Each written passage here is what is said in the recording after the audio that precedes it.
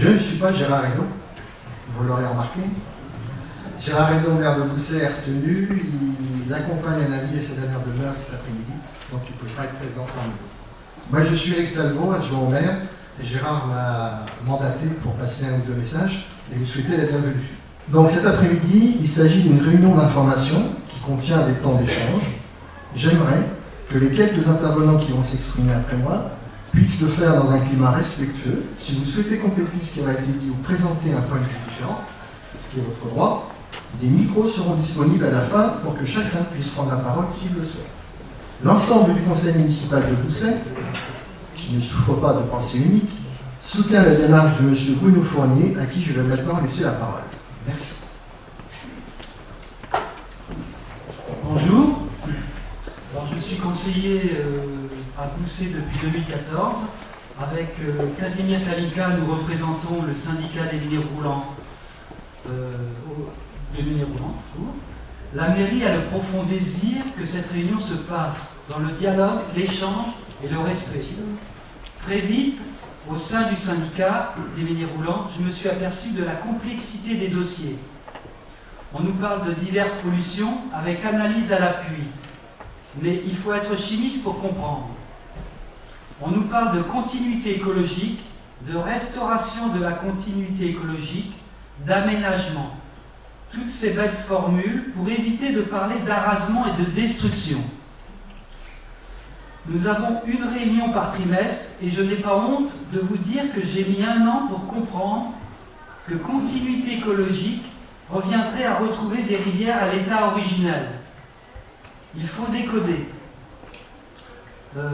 Et j'ai pas honte de dire aussi que par manque de connaissances, au début du mandat, j'ai voté pour des arasements de chaussées. Enfin bon, c'est très flou, mais au niveau de Florey, il y a 5 ou 6 chaussées qui font l'objet d'études. Et au début du mandat, on l'a tous voté. Voilà. D'où l'idée d'organiser cette réunion. Pour éclairer les élus, les riverains, les propriétaires de moulins, que les élus, ils entendent aussi un autre point de vue sur certains sujets, tout en gardant leur discernement, qu'ils puissent se rendre aux réunions avec une meilleure compréhension des différents thèmes. Mais n'oublions pas une chose, le BTB, c'est Établissement public territorial du bassin de la Sèvre, qui est maintenant basé à Clisson, au Nidois, et les syndicats ont leur rôle et des tâches nobles.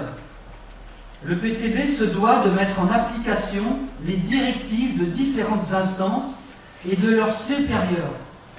Ce sont des fonctionnaires et ils appliquent. Monsieur Robert Biraud va nous expliquer sa vision de la continuité écologique. Donc je suis récemment dans les moulins, en fait, parce qu'on a hérité d'un moulin à Saint-Georges-de-Montaigu. Et puis une plus grande progression, c'est-à-dire que je me retrouve président de la VAM, Association vendéenne des Amis des Moulins, donc qui défend les moulins aussi bien avant que à eau, avec une logique de sauvegarde, on y reviendra. Il y a d'autres associations alentours, dans les départements alentours. Il y a l'AMLA pour le 44, Association des Moulins de l'Or-Atlantique, l'ARAM pour le 79, l'ASMA pour l'Anjou. Donc on a, chaque département a une association et on dépend toutes ces associations d'une fédération nationale, la FFAM, Fédération française, alors c'était des amis, maintenant c'est des associations de sauvegarde des moulins, qui regroupe à peu près 120 associations au niveau national sur tout le territoire et qui a environ un peu plus de 10 000 adhérents propriétaires. Il y a une autre association, une autre fédération, pardon, c'est l'histoire, c'est la FDMF, la Fédération des Moulins de France, et on travaille aussi beaucoup avec ARF, Association des Riverains de France. Alors j'en arrête là pour la présentation. Je vais passer la parole à M. Manceau, donc, qui est maire de Torfou. Bonjour à tous. C'est pas calé dans l'intervention. Moi j'avais prévu plutôt parler un petit peu pas technique, mais Je voulais parler aussi en tant que président du syndicat d'eau, région ouest de Cholet. Et comme vous le savez, ce syndicat alimente notamment la commune de Bousset. Puisque quand on parle de continuité écologique, bien entendu, ce qui est important, c'est effectivement retrouver dans nos milieux une qualité d'eau pour qu'on puisse continuer effectivement à produire de l'eau potable. Alors c'est devenu un gros chantier pour produire de l'eau potable, puisque depuis, j'anticipe peut-être les interventions, et depuis des décennies, depuis les années après-guerre, pendant les 30 Glorieuses, eh bien, on a été très dynamique, que ce soit au niveau industriel et dans un deuxième temps au niveau agricole, et on a poussé les machines à fond. On a utilisé la chimie et les découvertes intéressantes de la chimie en termes de productivité, et effectivement, on n'a pas pris les précautions, et donc on a, à travers nos activités, effectivement, chargé le milieu d'un certain nombre de molécules que l'on retrouve aujourd'hui en quantité. Donc, pour ne pas oublier, vous dire quand même qu'aujourd'hui vous buvez de l'eau potable, on a été amené à mettre une nouvelle filière, du moins une nouvelle étape dans la filière. Je vous encourage, quand on organise des portes ouvertes, de venir, parce que c'est vrai que c'est devenu quand même quelque chose d'assez complexe. Mais on passe l'eau maintenant dans un bassin chargé de charbon en poudre pour arriver de piéger non seulement la matière organique qui reste, mais surtout les molécules chimiques, pesticides, voire médicamenteuses. Alors on ne fait pas 100%, mais c'est des résultats remarquables, et c'est grâce à cette nouvelle filière qu'on peut produire de l'eau potable sur la rivière de la Sèvre. Alors, pour vous rassurer aussi que la Sèvre, l'eau s'est améliorée. Alors c'est difficile à expliquer, puisque les techniques d'analyse ont vraiment évolué. Juste un exemple. Les analyses sont faites, parce que notre barrage, le Longeron, il s'appuie entre le Longeron et Saint-Aubin. Les analyses sont gérées supervisées par la préfecture de Maine-et-Loire, et c'est donc le laboratoire du département qui fait les analyses. En 1999, parce qu'on parle beaucoup de pesticides, il n'y a pas que les pesticides, on cherche tous les métaux lourds, c'est des analyses très très complètes. Mais pour revenir aux pesticides, parce que ça touche quand même notamment le milieu agricole, et j'y suis sensible parce que c'est mon premier métier. En ce qui concerne les pesticides, en 1999, on recherchait sur 2 familles de pesticides, soit une trentaine de molécules. Aujourd'hui, en 2015, on cherche plus de 50 familles de pesticides et on est sur plus de 200 molécules.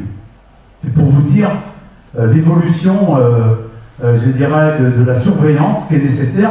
Mais c'est difficile de dire que l'eau s'améliore parce que nos techniques d'analyse sont devenues tellement pointues, on est capable de trouver un millionième de microns, alors qu'il y a quelques années, un dixième ou centième de il y a une dizaine d'années, centième de microns, ça s'arrêtait là. C'est pour vous dire que, et je comprends que notamment, je m'excuse de défendre le monde agricole est très agacé parce que le monde agricole fait des vrais efforts, et je peux en témoigner. Et finalement, on est toujours à les montrer du doigt pour cette responsabilité par rapport à la qualité de l'eau. Donc, voilà, je voulais dans un premier temps témoigner de l'importance de la qualité de l'eau quand même, parce que c'est très important pour produire de l'eau potable, pour nous, mais pour les générations futures, parce que pendant très longtemps, au niveau de la politique, notamment dans notre département, pendant longtemps, jusqu'aux années 2000, c'était de dire on a une très bonne alimentation avec la Loire, c'est pas la peine de s'embêter à produire de l'eau sur des bassins ou des rivières secondaires, mais on s'est rendu compte, suite à une pollution, que si un jour la Loire allait polluer, on n'a pas du tout de solution. Donc les élus, les grands élus sont revenus sur leur position et ils ont concentré, je dirais, la production d'eau sur des secteurs, je dirais, faciles, comme la Loire, parce qu'en termes de débit, on est sûr d'avoir la quantité. Eh bien, on a orienté la politique sur la diversité de la ressource et l'interconnexion aussi des différents syndicats pour assurer l'eau potable. Donc, je m'excuse d'être long sur cette partie-là, mais ça me semble important. Alors, pour la continuité écologique, au niveau du syndicat, et je m'arrêterai pour l'étiquette syndicat, depuis 2 ans, j'ai demandé à l'exploitant, parce que notre barrage, on le gérait plus ou moins. Hein. Et je tiens à rassurer tout le monde, on va quand même compléter une étude, mais quand il y a des inondations en aval, on dit toujours c'est la faute du barrage. Au barrage, il y a 3 pelles de 14 mètres de large. Vous imaginez quand les pelles sont ouvertes. Mais quand il y a des inondations ici, l'eau là-bas, en amont, on pâtit, de toute façon, elle est plus de 1 mètre au-dessus de tous les ouvrages. C'est-à-dire que, retenu ou pas retenu d'eau, les inondations, c'est lié effectivement aux arrivées massives sur ce bassin qui est quand même assez accidenté et sur un linéaire de cours d'eau conséquent, puisque le barrage des rivières se situe environ à peine 90 mètres de sa source. Donc ça fait des arrivées d'eau importantes, et je répète, quand il vient des grosses masses d'eau, eh bien barrage ou pas barrage, de toute façon, on est sous l'eau. On est sous l'eau au niveau du bâti. Pour revenir un petit peu plus à l'échelle de la commune, Bruno m'a demandé d'intervenir. C'est vrai que effectivement, j'ai évoqué qu'on est en responsabilité. En plus, nous, au niveau de la commune, on a 5 km de rivière, en limite donc avec Tifauge et donc la Beaufière. 5 km. Et on est propriétaire, depuis une dizaine d'années, on est propriétaire d'une chaussée, la chaussée du Foulon. C'est vrai, quand on a acheté cette chaussée, on l'a acheté par défaut. Parce que ce qui nous intéressait, nous, c'était d'acheter le chemin à la famille de la Bretèche pour assurer d'une part une continuité, garantir une continuité de cheminement, parce qu'il y a un très beau sentier de randonnée. Hein, Pousset c'est beau, mais Torfou c'est plus beau, vous savez tous. Et donc, on voulait acheter le chemin, mais sincèrement, c'est moi qui ai signé l'acte, je me suis vraiment jamais soucié de la chaussée. Si bien que c'est un moment après, j'ai demandé à un de mes élus, au fait, comment ça fonctionne là-bas. Il me dit, t'inquiète pas, les pêcheurs s'en occupent. Et c'est pour dire que, eh bien, on avait oublié de s'intéresser à ces ouvrages, et puis en plus, avec la mise en place du syndicat des milieux roulants qui a son rôle, c'est important parce qu'on a la chance d'avoir un technicien qui est disponible, eh bien, nous en tant qu'élus, eh bien, on avait tendance à dire il y a un problème, il y avait éventuellement des questionnements de la part des riverains, propriétaires ou autres, eh bien, on s'intéressait pas. On regardait tout juste la question et on refilait le bébé à la structure qu'on a mis en place. Cette structure, je répète, elle a son rôle. Mais dans ce message-là, ce que je voulais dire, c'est que effectivement, il faut à un moment donné, effectivement, se prendre aussi assumer nos responsabilités et ne pas toujours compter sur les autres pour s'occuper de tout. Et c'est vrai que c'est aussi un message que je voulais faire passer. J'aurai pas la parole après parce que je vais consommer le temps certainement. Donc une dernière chose que je voulais dire par rapport à la continuité écologique et à l'échelle en ce qui concerne plus précisément des chaussées, j'anticipe ce que tu vas dire peut-être Bruno, et je te l'ai dit déjà. Moi je me souviens, il y a une quinzaine d'années, à une des réunions du SAGE, ça se passait à Tifauge, il y avait donc monsieur Félix Durand, je ne vais peut-être pas citer son nom, qui est aujourd'hui en retraite, il est peut-être dans l'Assemblée, je ne sais pas. Lui, il est propriétaire d'un moulin donc sur la Moine, mais c'est un petit peu la même problématique sur la Moine. Sur la Moine, on arrose les ouvrages, parce que c'est pas bon pour la continuité écologique. Et je me souviens très bien de Félix, il a fait toute sa vie auprès de cette rivière. Lui, il défendait, il y a déjà plus de 15 ans, mais il faut ouvrir les vannes. Et je me rappelle, il l'avait dit d'une façon très poétique, il a dit « Ouvrez la cage aux oiseaux, ouvrez la cage aux oiseaux ». Je revois Félix, en pleine assemblée, tout le monde regardait sur Félix, il avait raison. C'est très important en fait. Et je crois que un des points importants, enfin vous allez revenir plusieurs fois dessus, c'est effectivement pour qu'on améliore les choses et puis qu'il y ait une vraie vie sur cette rivière, et bien pour qu'elle vive, eh bien il faut lui donner à certains moments effectivement l'occasion d'avoir de l'oxygène, d'avoir de l'eau qui passe. Et à ce propos, et je vais terminer là-dessus, je reviens à notre syndicat d'eau. Donc depuis 2 ans, j'ai exigé aux fermiers d'ouvrir les pelles. Donc, vous savez, on a un clapet qui est automatique pour gérer le niveau du barrage. Mais on a 2 pelles manuelles, donc il y a une pelle manuelle de 14 mètres de linéaire qui est ouverte maintenant du mois de novembre jusqu'au mois de juin, quels que soient les pluviométries en amont. Pourquoi? Pour gérer un petit peu, même si c'est pas conséquent, une possibilité de marnage d'eau pour s'il y a des arrivées que ça stocke de l'eau, mais il n'y a que 200 000 m3 dans le barrage, c'est pas si énorme que ça. Mais surtout pour améliorer la qualité de l'eau. Et l'exploitant me dit depuis qu'on a du manganèse, ça vient par le milieu naturel, et depuis qu'on fait ça, bon, il a trouvé qu'on améliore notre système de filtration, donc de production d'eau. Donc du coup, on joue sur les 2 tableaux. Bon, on n'a pas fait d'études, c'est du bon sens, et je vais terminer là-dessus. Il y a des fois, c'est le bon sens qu'on oublie de mettre en avant. Là, on rentre dans le vif du sujet avec la continuité écologique. Alors, je vous ai dit une petite conclusion d'une lettre qu'on a envoyée un peu par provocation. C'est une lettre d'une association locale de protection de l'environnement.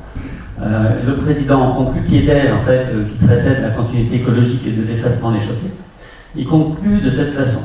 Malheureusement, les hommes polluent et les rivières n'en peuvent plus. Ça, on est d'accord.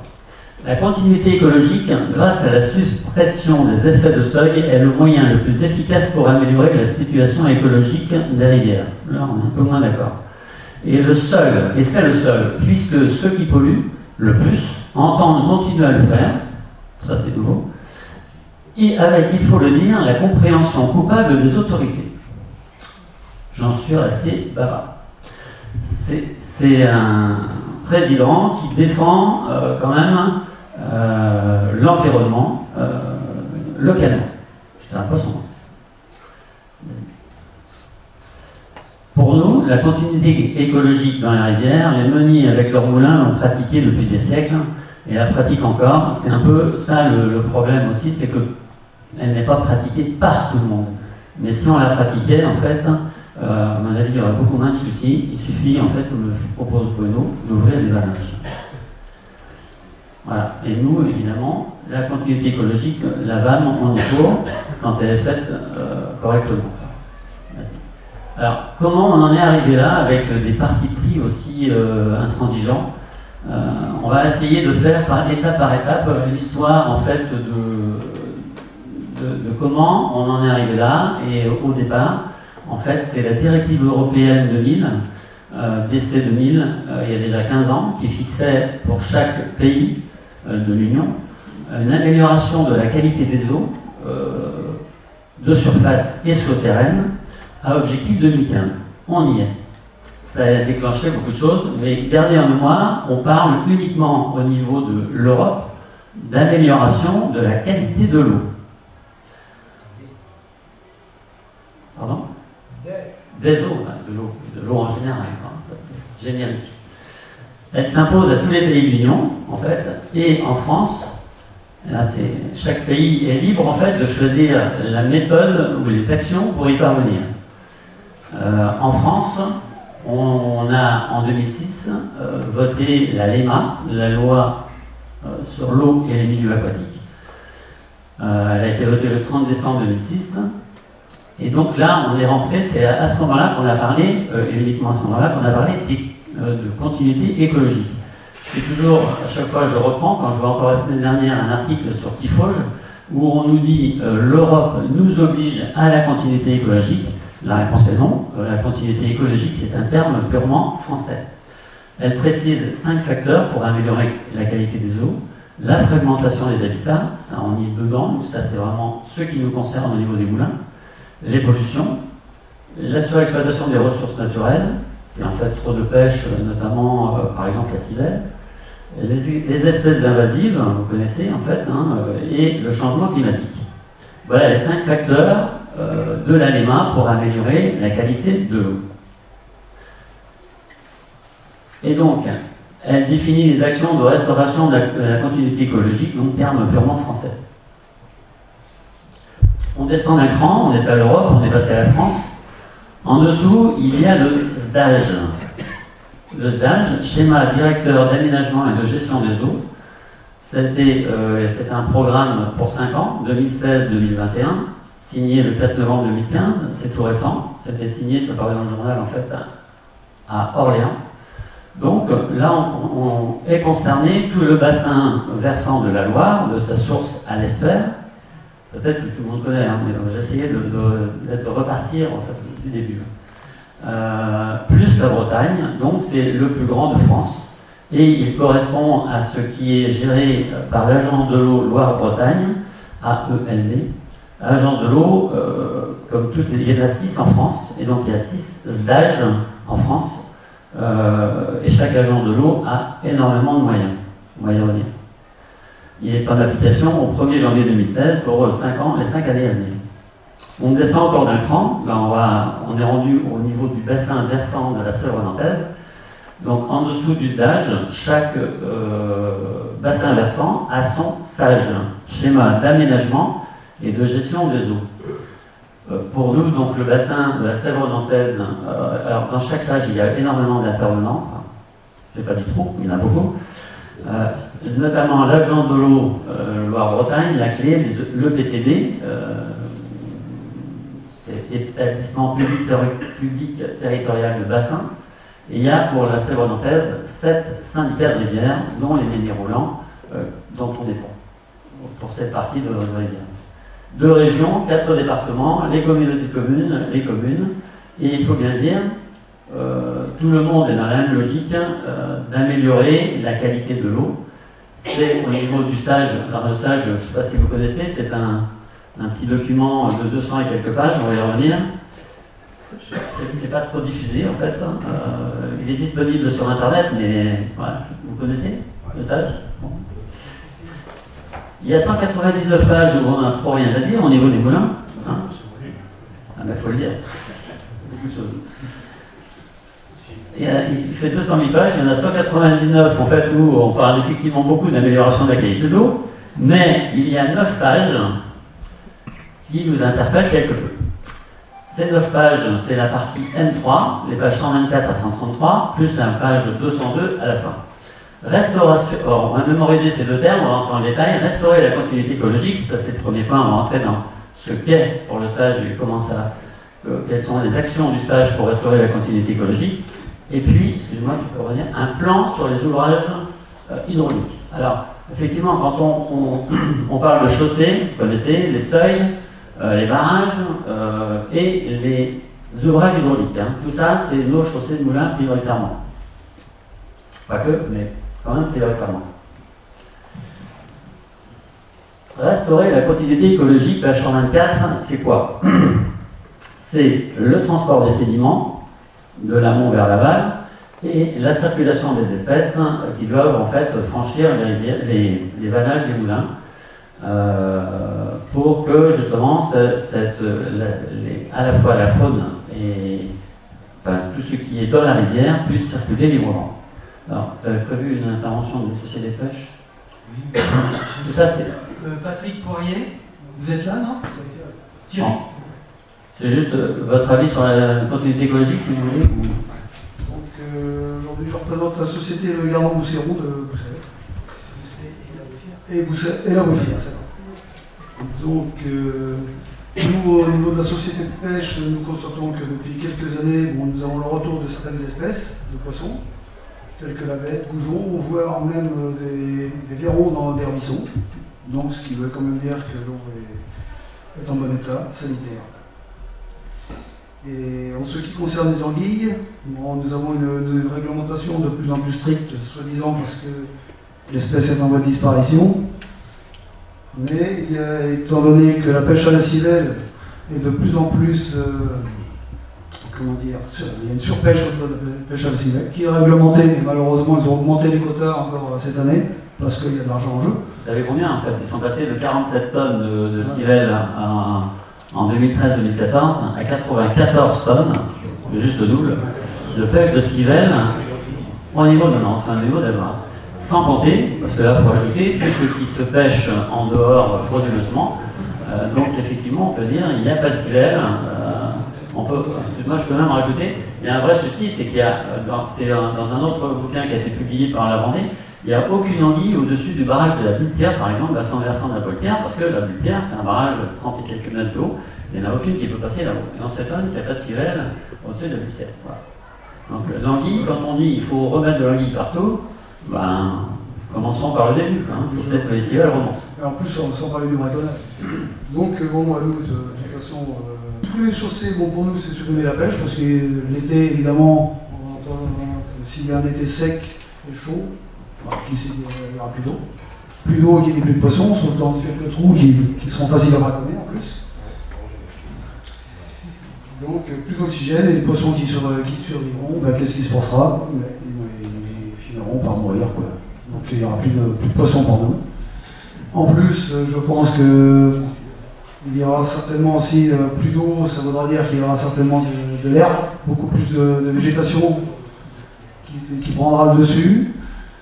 Donc, impossibilité de pêcher, même lorsque l'eau remontera en hiver, parce qu'il y aura des eaux qui seront devenues un vrai torrent. L'eau de la rivière deviendra un vrai torrent. Donc,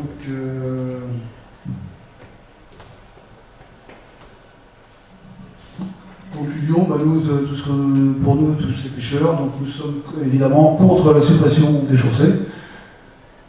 Par contre, nous sommes bien d'accord avec M. Fournier au niveau des pelles. Comme il a dit, qu'il fallait ouvrir les pelles au niveau des moulins afin d'évacuer tous les sédiments qui sont derrière. C'est une bonne solution. Donc nous approuvons. Nous avons signé au niveau du Gardon d'Oussiron le moratoire qui nous a... D'accord. Voilà. Donc pour nous, nous avons constaté en règle générale un état sanitaire de la rivière qui s'améliore. Voilà. Donc au niveau des poissons, il y a beaucoup de poissons blancs. Nous avons des poissons qui sont remontés maintenant, d'ailleurs, et on est là pour le dire, au niveau du silure, qui viennent de la Loire, qui sont maintenant très imposants d'ailleurs. Donc ça veut bien dire que le poisson arrive à monter. Il peut descendre aussi, s'il monte, il y en a qui descendent. Donc voilà. Donc c'est tout ce qu'on avait à dire au niveau de la société de pêche. On continue. Donc, la deuxième action, c'est le plan d'action du SAGE. On est toujours dans le SAGE, le plan d'action sur les ouvrages hydrauliques. Au-delà du principe de non-dégradation, je n'ai pas encore compris ce que ça voulait dire. La clé, Commission locale de l'eau, définit comme objectif un taux d'étagement de 40% par tronçon, c'est-à-dire que tout le bassin versant au niveau des rivières est partagé en tronçons, on va y revenir, avec à minima une réduction de 20% par tronçon en 2021. C'est-à-dire qu'il y a un... Alors, qu'est-ce que le taux d'étagement? Vous demandez ce que c'est que le taux d'étagement? Personne. En fait, on parle d'un tronçon, par exemple, un tronçon de rivière, un tronçon de Sèvres nantaise. On mesure l'altitude amont, l'altitude aval, et donc on a sur ce tronçon un dénivelé, le dénivellement. Ça, c'est la base. Et puis on prend les sommes de toutes les chaussées, on compte le nombre de chaussées qu'il y a sur ce même tronçon, on ajoute, on cumule les hauteurs de chute de chacune des chaussées, et ça c'est la somme des chutes artificielles. Donc somme des chutes artificielles divisée par le nombre de dénivelés, ça nous donne le taux d'étagement. Je prends un exemple parce que c'est un tronçon de 10 km. Voilà, c'est simple. On a en fait 10 mètres de dénivelé. Et vous avez 6 chaussées de 1 mètre chacune. Vous avez donc 6 mètres de chaussée, de hauteur de chaussée cumulée, sur 10 mètres de nivellement. Donc vous avez un taux d'étagement de 60%. Si vous avez 10 chaussées d'1 mètre, sur toujours 10 mètres de dénivelé, vous avez 100% de taux d'étagement. Et donc quand on revient, parce qu'il y a des portions de rivières sur le bassin de la Sèvre nantaise où il y a 100% de chaussée. C'est 100% pardon, de taux d'étagement. Donc on est en escalier en continu en fait. Et donc quand on est dans ce cas-là 100% de taux d'étagement et qu'on veut arriver à 40%, c'est donc 60% des chaussées qu'il faut enlever. Pour être clair, c'est 60% des chaussées qu'il faut virer pour supprimer le taux d'étagement. On prend le cas, on est à Bousset en fait, on est dans le tronçon Sèvres-Nantes 4. Il est appelé, son nom, aval immédiat Gala. En fait, il va environ du Longeron jusqu'à Clisson. sur ce tronçon de rivière Sèvres-Nantaise, vous avez, alors primaire ou isolé, j'ai encore pas compris ce que ça voulait dire, 28 ouvrages, 28 chaussées. Le taux d'étagement 2013, 90%. L'objectif donc 2021, 70%, moins 20%, hein, et ça fait moins 6 chaussées. Objectif final à terme, on a entendu 40%, hein, c'est moins 16 chaussées. Sur le bassin, parce que j'ai fait le calcul de la totalité du bassin versant de la Sèvre nantaise, je vais prendre des notes parce que. Voilà. En tout, sur le bassin de la Sèvre nantaise, il y a 227 ouvrages chaussés. Hein. Pardon ? Ça fait en fait, pour vous situer, la première étape, on enlève, selon le sage, hein, on enlève d'ici 2017 jusqu'à 2020, tous les ouvrages en ruine ou sans propriétaire, ce qui représente 14 ouvrages. La deuxième étape, c'est l'étape 2021, moins 20%, ça concerne 30 ouvrages. Et pour arriver à 40% d'objectif taux d'étagement maximum, on supprime 129 chaussées sur le bassin versant. On n'a pas fini, hein. Pour vous situer, la première étape, c'est 360 €. La deuxième, 30 chaussées, c'est 1 250 000. La troisième, c'est 14 millions d'euros, l'objectif final. C'est ce que ça coûtera. Et derrière, il est demandé, ça c'est la clé qu'il demande, mise en compatibilité des autorisations avec l'objectif du taux d'étagement. C'est-à-dire qu'on va y arriver, en fait, tous les moulins ont des droits d'eau, ils sont réglementés. Et donc, on va supprimer les droits d'eau. Le préfet, en fait, en demandant au préfet de supprimer les droits d'eau. Et donc, ça sera fait par les autorités administratives compétentes, c'est le terme, c'est le préfet. Voilà l'objectif de la clé. Nous, ce qu'on dit, on a déjà dit ça au niveau du sage quand on avait l'occasion de s'exprimer au niveau des moulins, avec le 49, le 44 et le 79. C'est-à-dire qu'il y avait un commissaire enquêteur pendant une période donnée au niveau du sage. On a fait des belles lettres. René est venu avec moi pour les remettre à Clisson au niveau du commissaire enquêteur du sage. Et ce qu'on avait déjà demandé, qu'on continue de demander, c'est-à-dire que quand les vannages d'un moulin sont gérés, comme le préconise le guide du moulin, ça aussi, si vous voulez, alors ça, deux mots, je fais une parenthèse. Ça, ce guide a été édité par le PTB et les fédérations de moulins. M. Boris Osberden, qui est là, est très au courant. Donc, il y a tout dedans, en fait, au niveau des droits et devoirs des moulins. Et donc, quand on ouvre les vannages, comme le préconise le guide du moulin, l'ouvrage hydraulique concerné ne doit pas être inclus dans le taux d'étagement, c'est-à-dire qu'il vient en diminution. Il est transparent, en fait. Si on ouvre nos vannes, comme le préconise le guide du moulin, au moins l'hiver, eh bien, il n'y a pas à être compté comme étant une chute dans le taux d'étagement. Et ça, on ne nous entend pas. D'où l'importance d'ouvrir les vannes. Voilà, c'est primordial. Parce que les calculs peuvent changer. D'autant, c'est ce que je m'apprête, vous voyez, c'est que ce taux d'étagement, en fait, je l'ai dit, il a été découvert, entre guillemets, par un monsieur Chapelet, qui était un étudiant en master d'écologie et autres cours de rivière, en 2010. En fait, il faisait une étude, un master pour l'ONEMA, et il a trouvé cette relation intéressante de rechercher la relation entre le taux d'étagement et le peuplement des poissons dans la rivière, ce qu'on appelle l'IPR, indice poisson-rivière. Et il a essayé d'en déduire une règle, et donc il a abouti à dire que le taux d'étagement ne devrait pas dépasser 60%. Mais on va y revenir. C'était en 2010, il y a eu beaucoup d'autres études depuis qui remettent en cause cette affirmation. Et d'autant, oui, alors je n'ai pas fini là, c'est qu'en fait, le taux d'étagement n'existe que depuis 2010. Les moulins, les derniers, vous savez, j'ai regardé, le dernier c'est 1785, le premier 1749, 1542, 49. Bref, ça fait des siècles en fait que le taux d'étagement existe, hein, où il n'y a jamais eu en fait de problème de qualité d'eau, ni de circulation de poissons. En tout cas, pas depuis les 50 dernières années. Enfin, le problème existe depuis les 50 dernières années. Donc ce taux d'étagement, on n'y a jamais changé quoi que ce soit. On n'a pas construit de moulin, à ma connaissance, depuis un siècle et demi, quoi. Alors on arrive au moulin et au droit d'eau, parce que justement pour arriver à respecter ce 40% comme objectif de taux d'étagement, on l'a vu, il faut supprimer les droits d'eau des moulins.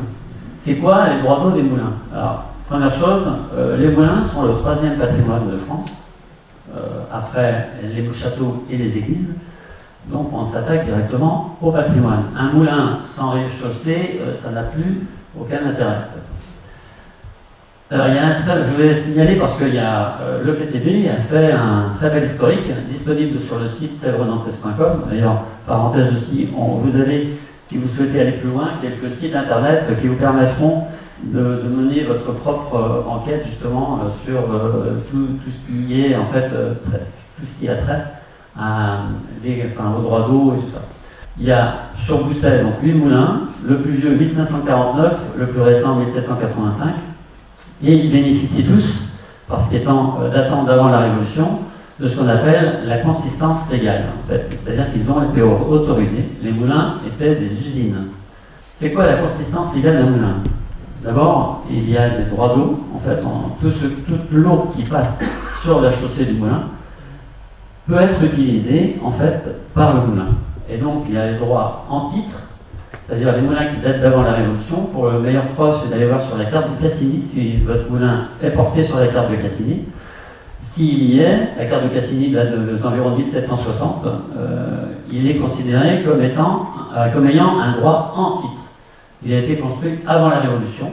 Ce droit n'a jamais été ni modifié, ni supprimé. Pendant la Révolution, ils ont eu beaucoup d'hésité parce que c'était la filière nourriture avec le pain, en fait. Donc ce droit existe toujours et c'est important pour votre moulin que de prouver qu'il existait avant 1789, 1790 exactement, l'abrogation des privilèges. Sinon, après la Révolution, il y a eu ce qu'on appelle les points de chaussée, les services des points de chaussée, et donc ceux qui ont été construits après la Révolution ont un droit sur titre. C'est-à-dire que là, vous pouvez aller voir aux archives départementales, il y a souvent en fait tout ce qu'il faut, tout ce qui concerne la construction et la réglementation de votre moulin. On l'a dit d'ailleurs réglementé. C'est important aussi que de pouvoir prouver que votre moulin en fait a été à un moment réglementé avec tout ce qu'il faut au niveau des procès de récolement. Alors, quand on a la consistance légale, on a des droits d'utiliser la force de l'eau à condition de la restituer en qualité et en quantité. Donc un moulin ne pollue pas, on peut comparer un moulin à vent qui utilise l'air, qu'il soit pollué ou qu'il soit pas pollué, en fait, il entraîne les ailes du moulin. Pour le moulin à eau, c'est pareil, l'eau elle est dans l'état, elle entraîne la roue, et on l'utilise pour la force hydraulique, mais ça ne pollue, on ne pollue pas. Alors ça c'est les droits, mais il y a aussi des devoirs, et notamment d'ouvrir les vannages, en fait, au moins l'hiver. Ça, si vous avez retrouvé la consistance de votre moulin, il est clairement dit, dans cette consistance, que vous devez, en fait, faire circuler l'eau, ouvrir les vannages. Donc, on n'a rien changé, et la continuité écologique, c'est ça, elle existait déjà, à cette époque-là. Et encore voir guide du moulin. Donc, ce fonctionnement assure la qualité biologique de l'eau, quid de la qualité chimique, on n'intervient pas là. Enfin, c'est pas le rôle des moulins d'intervenir sur la qualité chimique. Bon, alors dans un souci d'intérêt général, la commune de Bousset a lancé une expérience, dans un premier temps sur ses 6,5 km, la levée des vannages. Alors j'ai rencontré les propriétaires de moulins, des deux côtés de la Sèvre, côté La Bruffière et Bousset, pour les sensibiliser et leur rappeler qu'ils ont des droits mais aussi des devoirs. Reconnaissons qu'un certain laxisme est apparu au fil des années. Le 7 novembre, nous avons reçu à la mairie tous les propriétaires de moulins et ils ont signé une charte d'engagement. Aujourd'hui, 21 pelles sont levées, quoi. Donc, vous devez reconnaître cette charte. C'est vrai qu'on arrive à une période où il va falloir vraiment que tout le monde joue le jeu. Parce que, comme l'a dit Robert, si les pelles ne sont pas levées vraiment, les propriétaires de moulins perdront leurs droits. Ça, c'est d'une grande évidence. Et il faut avouer aussi que quelque part, si les pelles ne sont pas levées, les sédiments sont bloqués et on occasionne vraiment une pollution, quoi. Et on est Donc, en tort. Et on est en tort. Et on est en tort. On est en tort. C'est d'une grande évidence. Pour moi, par contre, ce qui est important, c'est pas que l'hiver, quoi. Les pelles, il faut les lever toute l'année. S'ils flottent toute l'année au mois de juillet à fond les gamelles, les pelles, il faut qu'ils soient levés. En fin de compte, les propriétaires de moulins, ils se servaient au maximum de l'eau. Et il y avait, il y a quelques anciens qui sont de Boussay, ils se rappellent qu'il y avait très très peu d'eau qui passait sur les chaussées, en fin de compte. Aujourd'hui, j'ai vraiment pris conscience de ça, et bon, les 3 pelles sur la Grossière, ils sont levés, et j'ai pas plus de 5 cm sur la chaussée, là. Et c'est ça qu'il faudrait faire. C'est-à-dire, si on lève les pelles juste comme ça, c'est que dalle, hein. Il faut vraiment que ça chasse, hein. L'ouverture des vannages dès que l'eau passe sur la chaussée, c'est déjà la continuité écologique qu'avaient compris nos ancêtres avant nous. Pourquoi cette action n'a pas été privilégiée sur toute la longueur de la Sèvre? Ce n'est que du bon sens. Ne pourrait-on pas, à titre d'expérience, mener une action du barrage du Longeron aux portes de Clisson? Faire des analyses d'eau, en profiter pour faire des analyses d'eau, observer et en déduire des conclusions. Mais c'est faire cette expérience-là sur minimum 4-5 ans, voire 10 ans. Moi, je l'ai très vite vu à la Grossière. Il y avait aussi des sédiments, et là, on voit tous les petits cailloux et tout, hein. Ça peut aller très très vite, hein. Qui peut croire que l'effacement ou l'arasement des chaussées, de nos chaussées centenaires, est une priorité par rapport à la qualité de l'eau, alors que depuis 1960, nos rivières ont été dégradées par différentes pollutions? Pourquoi l'agence de l'eau privilégie ou subventionne pour détruire, alors qu'elle pourrait améliorer un système qui a fait ses preuves? On a parlé essentiellement des chaussées. Alors il existe, l'ANEMA a beaucoup de choses, organisé beaucoup de choses. Le référentiel national des obstacles à l'écoulement. Alors, il y a en France 61 475 obstacles répertoriés sur les rivières. Et la liste, elle est assez détaillée. On a les barrages, mais là, évidemment, on ne s'en occupe pas. Hein, ces barrages, Longeron et autres, ça n'entre pas dans les compétences des syndicats de rivière. C'est à côté. Même d'ailleurs, tout ce qui est rétention d'eau et autres, ça n'entre pas. La différence entre un barrage et un seuil, vous connaissez peut-être pas. Un seuil, en fait, c'est sur le lit mineur. Et le barrage est au-dessus du lit mineur. C'est-à-dire que normalement, il prend en compte aussi le lit majeur de la rivière. Pour que Seuil et chaussée, c'est pareil. Hein, parce que voilà, seuil et chaussée. Ouais. Bah, le terme français, c'est seuil, effectivement. On parle de chaussée localement. Hein. Il y a les ponts, en fait, on oublie de parler des ponts. Hein. Non, c'est un obstacle à la rivière, le pont. Hein. On se contente de chaussées, enfin, on préconise l'arasement des chaussées, mais il y a les ponts.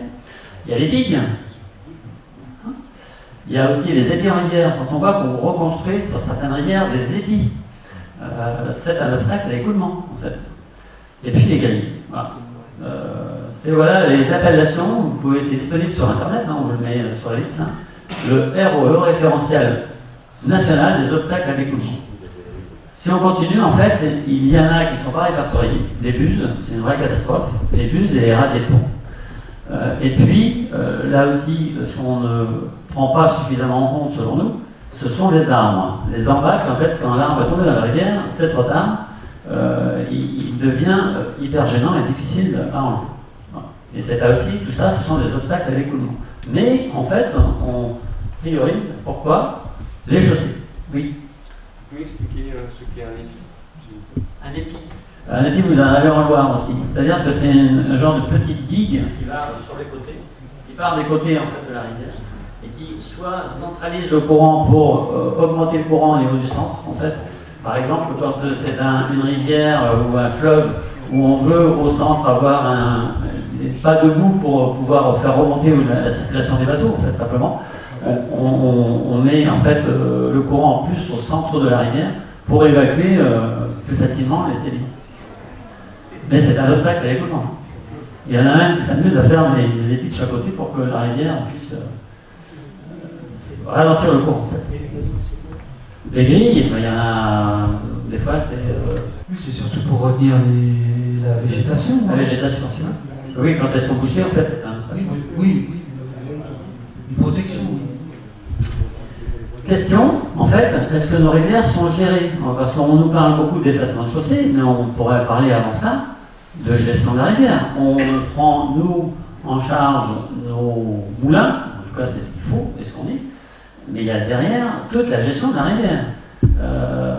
Quand on dit la gérer, en fait, c'est tout ce qui concerne dedans les arbres et autres, qui empêchent le bon fonctionnement de la rivière. Autrefois, les riverains, ils coupaient les arbres pour faire le bois. Aujourd'hui, on les récupère dans le fond. Autre question, est-ce que c'est la priorité en fait du syndicat de rivière que de gérer la rivière? Je ne suis pas sûr. Voilà. La gestion des rivières, c'est un propriétaire. Alors, c'est vrai. Normalement, c'est le propriétaire. Mais là, ça peut en parler tout à l'heure. Ah oui, alors il faut que je dise le mot là-dessus, c'est bon. Qui est propriétaire de la rivière? Voilà. Le riverain est propriétaire de la rivière jusqu'à son milieu. S'il y a un îlot qui se fait, en fait, et que l'îlot est plus près de la rive, eh bien, le propriétaire riverain est propriétaire de l'îlot de la rivière. Et donc, à ce titre, effectivement, il est prioritaire, c'est son rôle prioritairement, de gérer et d'entretenir les rives. T'as raison, on est d'accord. N'empêche que c'est pas fait. Et donc, là, il y a un vrai problème. Juste pour mon cas, je peux vous dire que sur les 150 mètres de rive que j'ai enlevé 100 stères de bois, et avec les voisins, on a coupé 390 peupliers. Voilà. Pour vous dire que les arbres, c'est pas simple, et il faut s'en occuper. Et il n'y a pas de semaine où je ne retrouve pas un arbre qui arrive sur ma chaussée. Donc ça, c'est un vrai souci. Il faut en fait gérer les rives. Qui sont les propriétaires? C'est à chacun en fait de se prendre en charge. Sinon, c'est encore la communauté qui va devoir s'occuper de ça. Alors, c'est vrai. Ça devrait commencer par les rives. Merci. Prise en compte des savoirs vernaculaires, en fait, c'est tout ce que disent les anciens. Le PTB l'a fait au niveau des moulins, mais il y a aussi tout ce qui est dit au-dessus, en fait, par nos anciens, au niveau de la gestion des cours d'eau et tout ça, les crues, et j'en passe. Ça mériterait qu'on s'en occupe. Et puis, j'ai mis deux nécessités. Le grand bon sens, comme tout à l'heure M. Monceau en parlait, effectivement, avant que de s'occuper de gros budgets pour raser les chaussées, essayons d'être un peu plus logique. Et aussi plus de transparence, parce que tout n'est pas dit, on ne nous dit pas tout plutôt. Alors, je reviens au taux d'étagement, parce qu'on a parlé de ce taux d'étagement qui avait été mis en place par un étudiant en master, M. Chaplet, et depuis en 2010, et depuis 2010, il y a eu des études très précises de fait, notamment une étude de Chris Van Noy sur l'impact des chaussées sur le milieu aquatique, 2014. Monsieur Van Noy, l'équipe Tormos et Chouchon, en fait, c'est le Mali, Milieu aquatique, écologie et pollution de Lyon.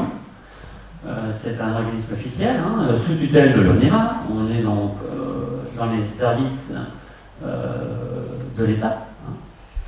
Que dit cette étude? Alors cette étude, elle a été publiée dans Ecological, voilà.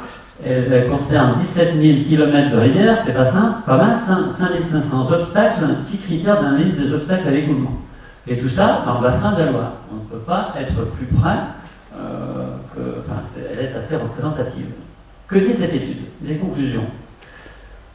La variance globale des résultats, je vous mets le texte, c'est disponible sur le site Hydroxoir. Elle est en anglais, mais ce sont des spécialistes en fait pour l'analyse des études. Variance globale des résultats n'est que faiblement associée à la densité des barrages.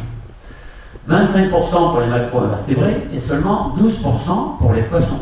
Ça veut dire que quand on veut supprimer les chaussées, on s'occupe de l'impact en fait que de 12% en fait de la responsabilité, et on ne s'occupe pas des 88% restants, qui sont autres. Bon. après, c'est leur problème de trouver. Voilà. Les auteurs rappellent que ces résultats se retrouvent ailleurs dans la littérature scientifique, Wang en 2011 et Bush en 2012.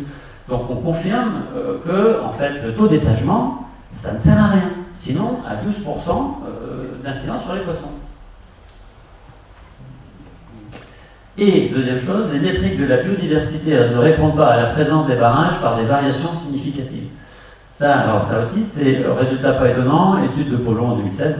Ça, c'est su de tout le monde, mais on persiste dans la volonté d'effacer ou de supprimer les chaussées. Ça a donné lieu justement à cette étude, à une demande de moratoire, dont Bruno va vous parler parce que ça fait l'objet déjà de discussions au niveau des municipalités. Bon, j'ai eu connaissance d'un moratoire au niveau national. Après lecture, je suis allé voir M. Hainaut, notre maire, qui m'a donné son accord pour le présenter au conseil municipal. Ce moratoire a été voté à l'unanimité. Il a pour but de remettre en cause des décisions prises par des hauts fonctionnaires. Protéger le patrimoine naturel sans détruire les ouvrages. Prendre en compte la particularité de chaque rivière. Développer le potentiel hydraulique.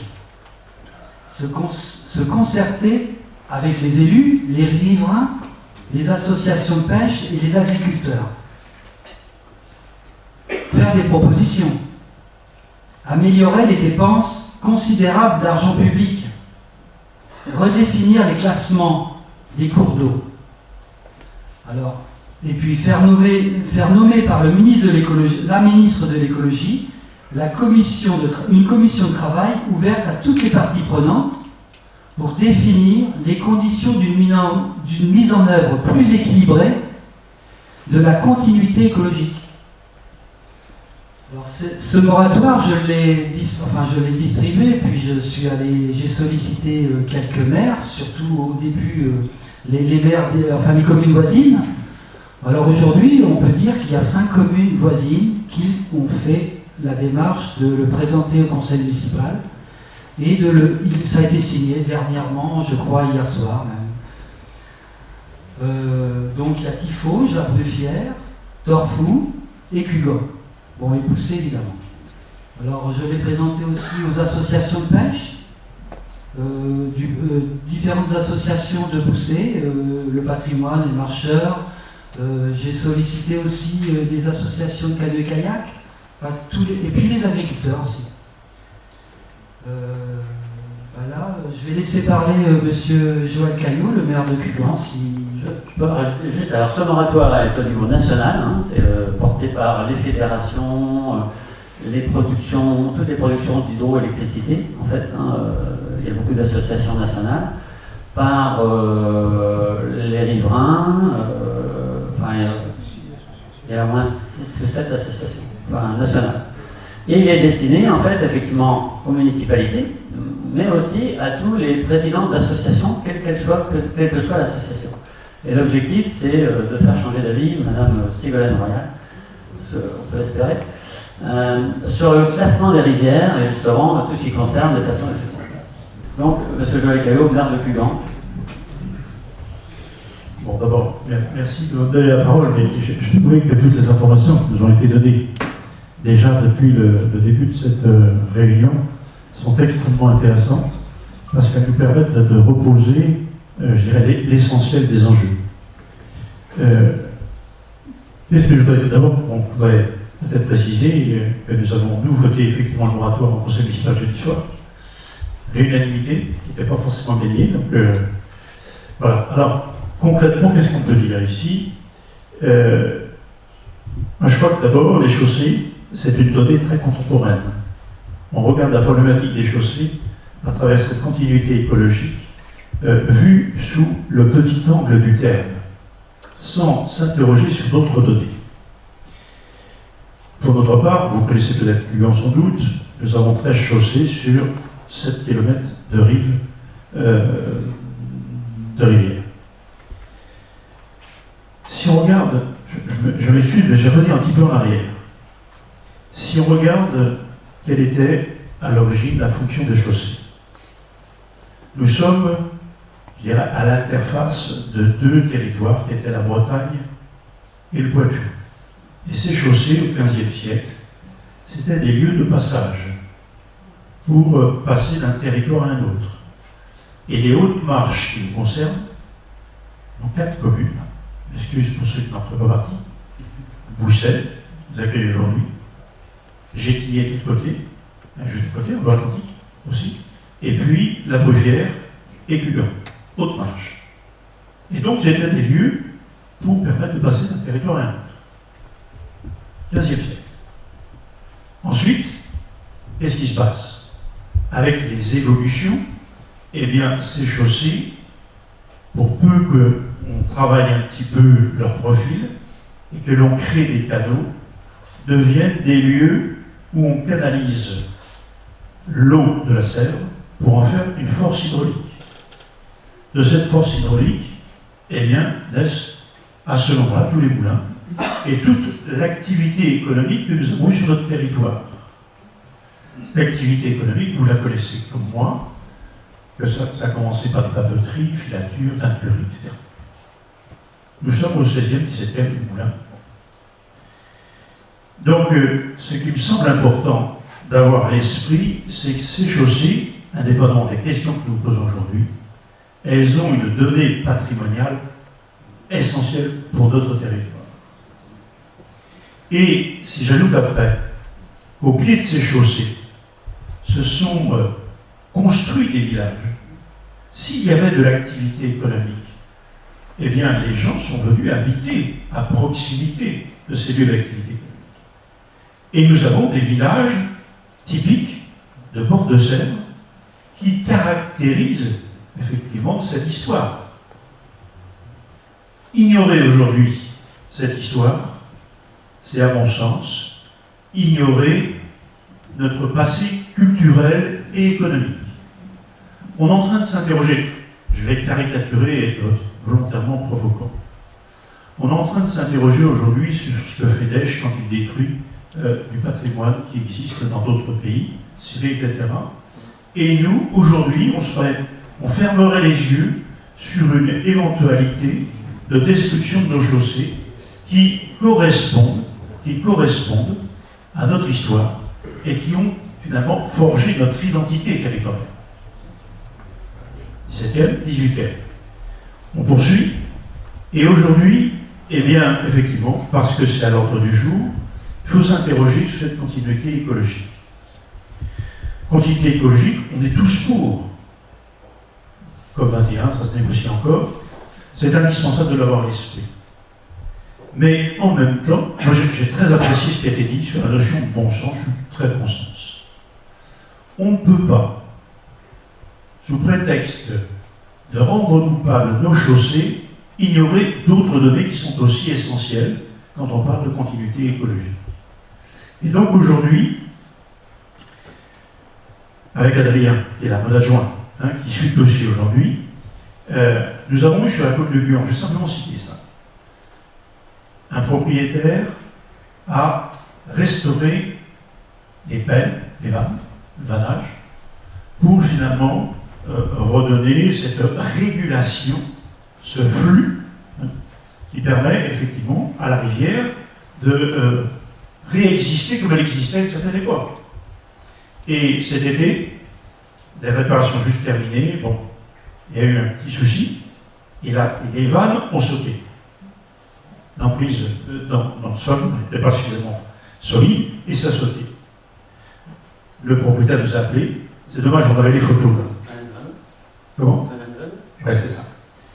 Nous sommes allés sur place 2h30 après. 2h30 après, pratiquement le bief à Mont, il n'y avait quasiment plus d'eau. Ça coulait encore. Et donc, c'est là que nous nous sommes dit, mais si demain il n'y a plus de chaussée, eh bien, il n'y a plus d'eau dans la Seine. Et ça veut donc dire que nous sommes, à ce moment-là, on ne peut plus parler de rivière, on ne parle que d'un petit ruisseau de rien du tout, avec de part et d'autre un lit de rochers, et donc, par définition, pousseront à côté de ce petit cours d'eau, de ce petit ruisseau, végétation un peu spontanée, avec effectivement aussi sans doute une microfaune et une microflore qui seront complètement inadaptés et qui vont rendre...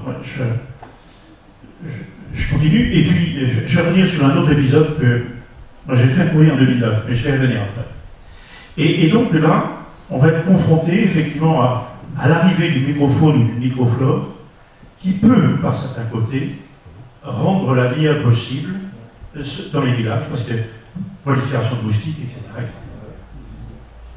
Et là, c'est quand les chaussées seront détruites qu'on s'en rendra compte. On est sur une vision de l'immédiat, on n'est pas sur une vision prospective.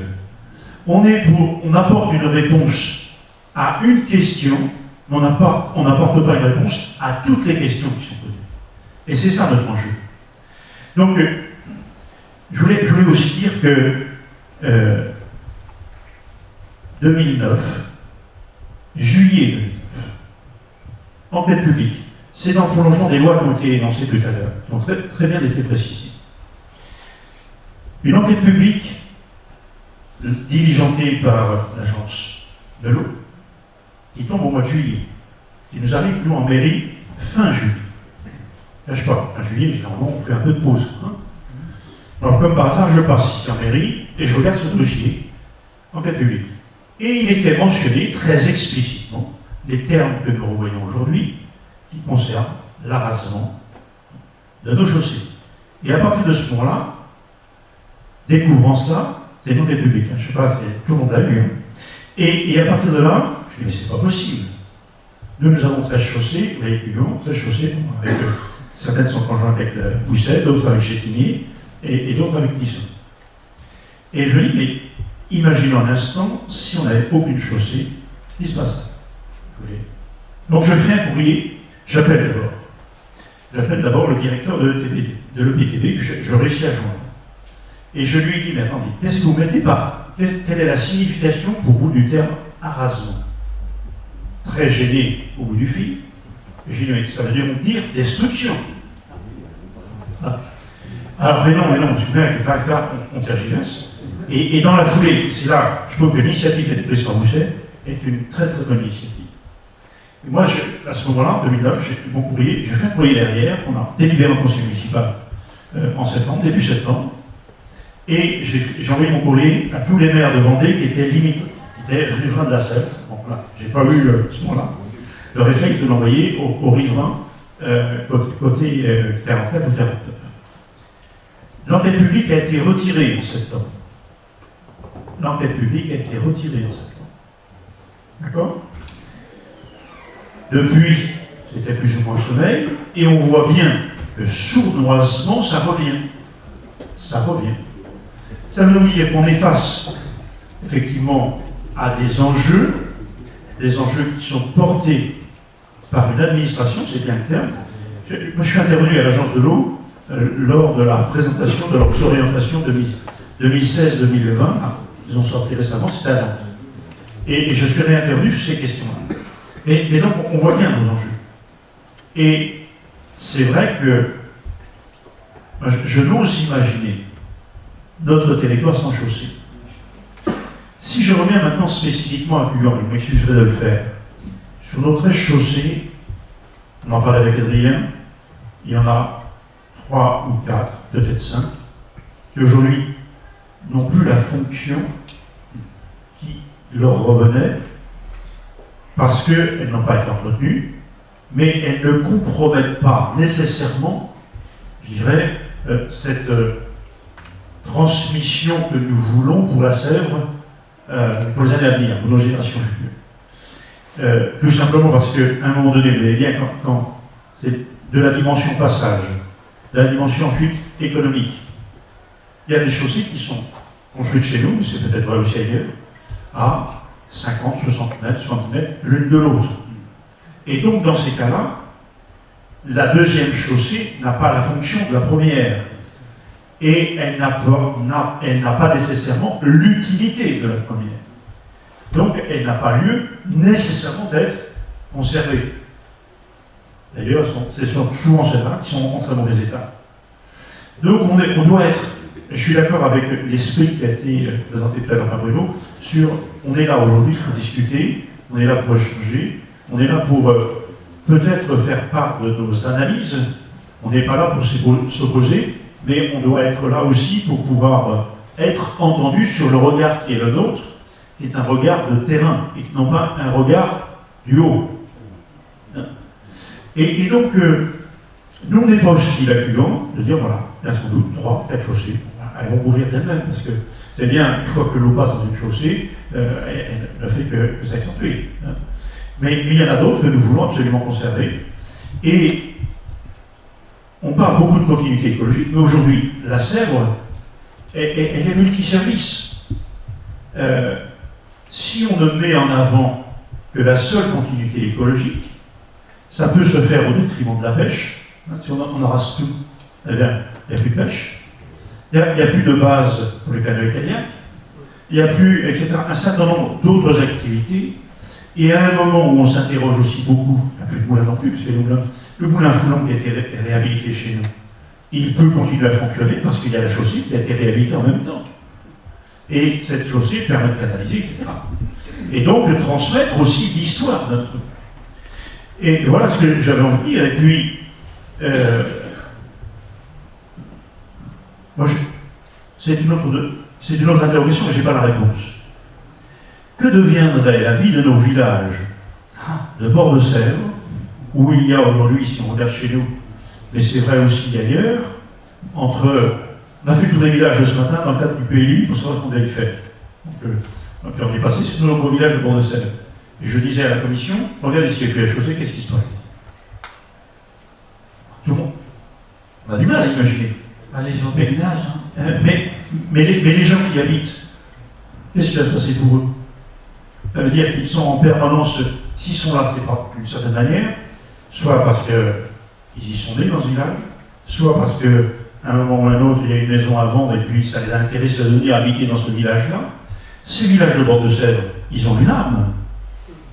Il y a une vie sociale forte. Demain, il n'y a plus la Sèvre, qu'est-ce qui se passe? Qu'est-ce qui se passe? La plupart d'entre eux sont d'ailleurs des pêcheurs. Ils sont généralement relativement écologiques par rapport peut-être à d'autres habitants que nous pouvons avoir ailleurs. Et donc on est bien là dans une dimension sociétale forte. Dimension sociétale forte qui se doit d'être prise en considération. On ne doit pas analyser la réalité de la continuité écologique qu'en ne prenant qu'un type d'angle d'approche. On doit prendre la globalité des questions qui sont posées. Pas simplement ce que je veux dire. Donc nous, on a délibéré, donc on rejoint le mouvement, et je trouve que plus on sera nombreux, mieux ce sera, de telle sorte que, effectivement, il y ait une autre analyse de celle que l'on veut bien nous présenter pour nous permettre, objectivement, eh bien, de poser effectivement l'avenir de nos chaussées et de la Sèvre, avec toutes ses composantes. Voilà ce que je veux dire. Oui, merci. Selon une étude de Villeneuve et Halle, 2015, la densité des barrages en rivière ne serait que le 13e facteur de la dégradation piscicole. Pour une anecdote, aux USA, on réintroduit les castors pour qu'ils construisent des barrages. Juste une petite précision. Un arasement, en fait, on baisse la hauteur de l'eau. On peut baisser sur une 30 à 50 cm. Voilà, en général, c'est une partie. Et autrement, pour supprimer la chaussée, on parle d'effacement. C'est-à-dire que là, on détruit toute la chaussée et on enlève tout ce qui est barrage. Il n'y a plus de barrage. Dans le stage nouveau là, de cette année, il est marqué à la page. On a la liste, oui. Page combien? Des chaussées qui vont être effacées, marqué effacement. Ah oui, non, alors, de toute façon, page 202, effectivement, page 202, on parle d'effacement et on parle de même hauteur de chute. Enfin, c'est-à-dire que les hauteurs sont précisées. Pour vous dire, somme des hauteurs de chute devant être effacées, ça c'est l'horizon 2021, pour atteindre l'objectif de réduction de 20%, 43,47 mètres, soit environ 30 ouvrages. C'est dit, on ne parle pas On parle du nombre de chaussées, mais on parle de hauteur de chaussée qu'on efface, donc qu'on supprime. Pour l'objectif somme de hauteur de chute à équiper, ça c'est l'horizon, l'objectif final, on parle de 155 mètres, donc c'est 155 mètres de chute d'eau qui font 129 ouvrages. C'est la page 202 du bouquin. Hein. On n'est pas dans la rigolade, hein. C'est officiel. C'est ce sont les objectifs. Ouais, on est. Qui vote et qui décide quels sont les décideurs de ce genre de document finalement? Est-ce que ce sont les techniciens? Non. Est-ce que ce sont des techniciens ou des élus qui votent ces documents? Les élus, hein.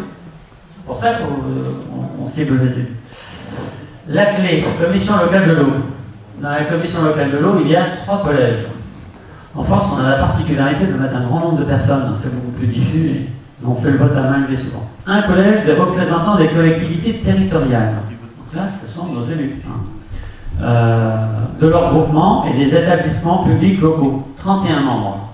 Et là, parmi eux, est élu le président de la clé. Le président de la commission locale de l'eau doit être élu parmi ces 31 membres. Il doit être au moins composé, alors ça c'est sur internet, hein, il doit être au moins composé de 16 représentants nommés sur proposition des associations départementales des maires, 44, 49, 79, 85. Chaque région et département désigne au moins un représentant sur proposition des assemblées délibérantes respectives. Le président de la clé est élu par et parmi les membres de ce collège. Deuxième collège, les usagers, les propriétaires fonciers, des organisations professionnelles et des associations. Ça, c'est tous les usagers, en fait, de la rivière. 17 membres. Donc déjà, on n'a pratiquement plus la majorité. Là. Enfin, on est loin. Et ça comprend un grand nombre d'associations. Il comprend au moins un représentant des chambres d'agriculture, des chambres de commerce et d'industrie, des associations ou syndicats de riverains et des associations représentant d'autres usagers. Mais là, il n'y en a que 17. Hein. Ça représente beaucoup, mais il n'y a que 17 personnes. Troisième collège, ce sont les représentants de l'État et de ses établissements publics intéressés. Et là, il y a 14 membres. Donc, on voit que les collectivités et l'État, c'est 31 plus 14, 45 personnes sur 61 membres. 62. Voilà. Quand on veut, nous, Association des Moulins, être présents à la clé, c'est une voix, et puis, voilà, on est 1 sur 62. Voilà. Et alors, je peux continuer, hein, le dernier collège des représentants de l'État, c'est obligatoirement un représentant du préfet coordonnateur de bassin et un représentant de l'agence de l'eau. Je réponds à la question, oui, tout à fait. Il fallait que tout le monde le sache. D'accord. La dégradation des piscicoles par les barrages, ils ne parlent pas des cormorans, des ronds, des aigrettes et tout ça, qui sont protégés au niveau européen. Ça, c'est un enjeu inacceptable. C'est clair. Là, vous vous heurtez à une institution qui est l'Agence de protection des oiseaux. Moi, je fais partie des Amis de la Maine, que nous avons créé. L'association, nous l'avons créée en 2010. Parmi les adhérents, il y a Madame de Picot, qui est conseillère municipale à Évreux. Mon voisin, Jean-Pierre Leroy, qui est conseiller municipal à Saint-Denis.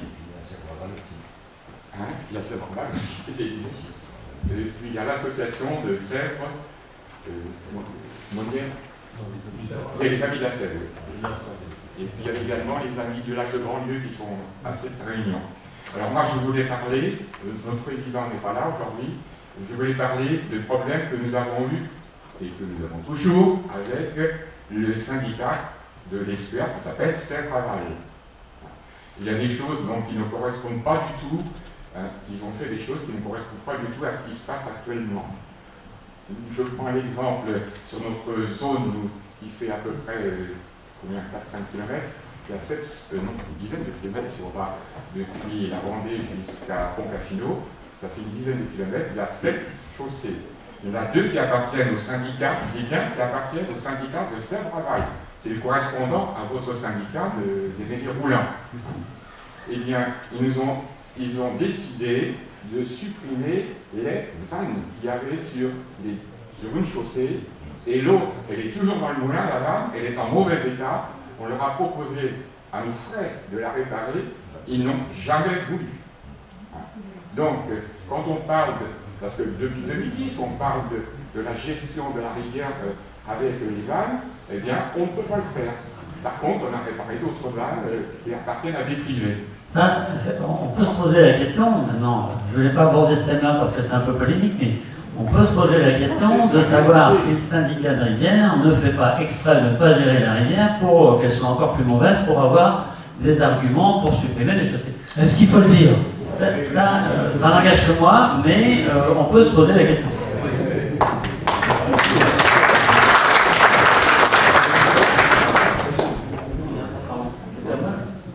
On a répondu. Il y avait quelque chose à dire concernant donc, le SAGE et les feuilles dont vous avez parlé tout à l'heure. Donc, la feuille qui a été donnée, qui a été votée par le SAGE, c'est la page 27, ce que j'ai là. Vous n'avez pas parlé tout à l'heure des hauteurs de chute moyennes. Donc, on s'aperçoit que, par exemple, la confluence Sèvres-Moine, Sèvres-Nantes numéro 5, le tronçon, parce que c'est divisé en tronçons, il est marqué hauteur de chute moyenne 1 mètre. Alors je ne sais pas si vous imaginez qu'une chute de 1 mètre, c'est rien du tout pour les poissons. Pourquoi on va détruire quelque chose qui n'a aucune influence sur l'écoulement d'eau, etc., et sur le passage des poissons. La plus forte, c'est la nôtre, c'est-à-dire celle qui va ça s'appelle Édin jusqu'à Pontcafino. Et la plus haute, c'est celle de Pontcafino en réalité. Mais Pontcafino appartient au département. Elle n'appartient pas à Sèvres-Aval. Voilà. Et ils ouvrent les vannes? Oui, voilà. Est-ce que les pales sont levées? Sans doute. D'accord. C'est bien, tant mieux. Oui. Voilà. Qui les ferme? Ah non. Alors, vous les fermez, ces vannes? Quoi? Vous les fermez quand les vannes sont ouvertes? On a 2 vannages qui marchent sur 5 chaussées. Comment voulez-vous qu'on fasse un vannage intelligent? Ah, mais c'est vrai que là, c'est important. Il est certain que s'il y a un obstacle, ça ne peut pas aller. Mais alors, dans ce cas-là, il faudrait vraiment qu'il y ait une continuité. Oui, mais ça dépend de Sèvres-Aval. On n'a rien pu faire. Ils veulent absolument pas discuter. J'en fais partie. Juste. Je fais partie du syndicat Sèvres-Aval Il y en a d'autres, qui est à 5 minutes de Clisson. Et la commune d'ailleurs s'est proposée, et c'est bien affiché, clairement contre la raton des chaussées. Mais à chaque fois qu'on discute à Sèvres-Aval, c'est de lignes parallèles, c'est impossible de discuter, c'est toujours. Enfin, une chose qui est sûre, c'est pas dans. Est impossible. Oui, mais non, attendez. Pour moi, une chose qui est sûre, c'est pas dans la confrontation qu'on arrivera à quelque chose. C'est pas une confrontation. Non, mais ça ne pourra être que dans le dialogue qu'on arrivera à avancer sur tous ces sujets-là. Et c'est tous ensemble qu'on y arrivera en plus.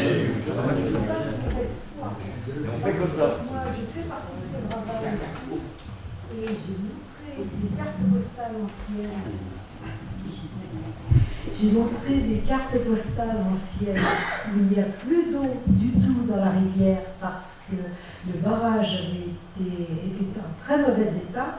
Et étant donné le dénivelé qui existe depuis la source jusqu'à pratiquement à son embouchure dans la Sèvre, on vit complètement, c'est sûr et c'est certain.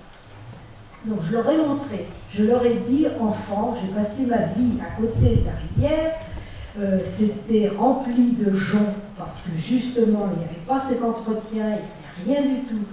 Et il y avait une autre faune, une autre flore, peut-être que c'est ce que vous attendez, mais ne me parlez pas à ce moment-là de continuité écologique, c'est ce que je leur ai dit. On dit, oh ben oui, mais ça peut être intéressant. Donc la mauvaise foi, elle est continue et permanente. J'interviens, je vous assure, pourtant, vraiment avec des arguments, en disant, non, rien à faire. D'où pour moi l'importance de cette réunion. bon, je pense qu'il n'y a pas tant d'élus que je pensais, mais ma réunion, c'était surtout pour qu'on puisse avoir un bagage plus important en allant aux réunions, qu'on garde son objectivité et qu'on puisse voter d'une manière plus claire. Le souci, et ça je l'ai dit dernièrement à Jean-Paul Bréjon, qui est venu à la mairie avec Astrid Gallet, la directrice de l'EPTB, l'EPTB, établissement public territorial du bassin de la Sèvre. Donc on a reçu ces deux personnes au bureau et on a avec le maire signalé tout ça. Je pense sincèrement que le problème, c'est que c'est des dossiers qui sont... C'est très très compliqué l'eau. Hein. Et alors c'est plein de dossiers qui s'enchevêtrent. Nous, en tant qu'élus, quand on arrive dans ces réunions, c'est la grande brasse. Et quand on est arrivé vraiment à ces réunions, c'était la grande brasse, on n'y connaissait que dalle. Et le souci, c'est que les dossiers, ils sont ficelés. Alors, je pense que ça va avancer parce que déjà, aux réunions, les dernières réunions avec Hugan, Tifo, j'ai un peu fier, on a commencé à parler, parce que c'est pas facile non plus de parler devant 50 personnes comme ça. Et les dossiers sont ficelés, on ne connaît pas les sites, et ça, j'ai demandé qu'on avance là-dessus. Aller sur site pour voir, parce que c'est facile, bon, on peut tous lever la main et voter, parce que c'est ce qu'on nous demande en tant qu'élus. On vote, mais on vote sur des dossiers qu'on ne connaît pas, et on vote sur des sites qu'on n'a pas vus. Et pour moi, c'est très dérangeant. Comme je vous ai dit tout à l'heure, j'ai voté sur un dossier que je ne connaissais pas au début de mon mandat. Alors, j'ai pas été le seul, on a été 40... Enfin, je pense pouvoir dire qu'on était à l'unanimité, on a voté tous. Et c'est vrai qu'aujourd'hui, si c'était à refaire, peut-être qu'on verrait autrement les choses. Mais oui, le fait déjà d'avoir un discours qui n'est pas très clair, on va dire, on a du mal d'appeler un chat, quoi. Et pour moi, qui suis un ancien artisan, si on me parle de restauration, ben restaurer, ça veut dire embellir, ça veut dire remodeler, ça veut dire... mais ça ne veut pas dire détruire. Donc c'est vrai que j'ai eu l'impression quand même un petit peu de m'être fait borner, quoi. Voilà.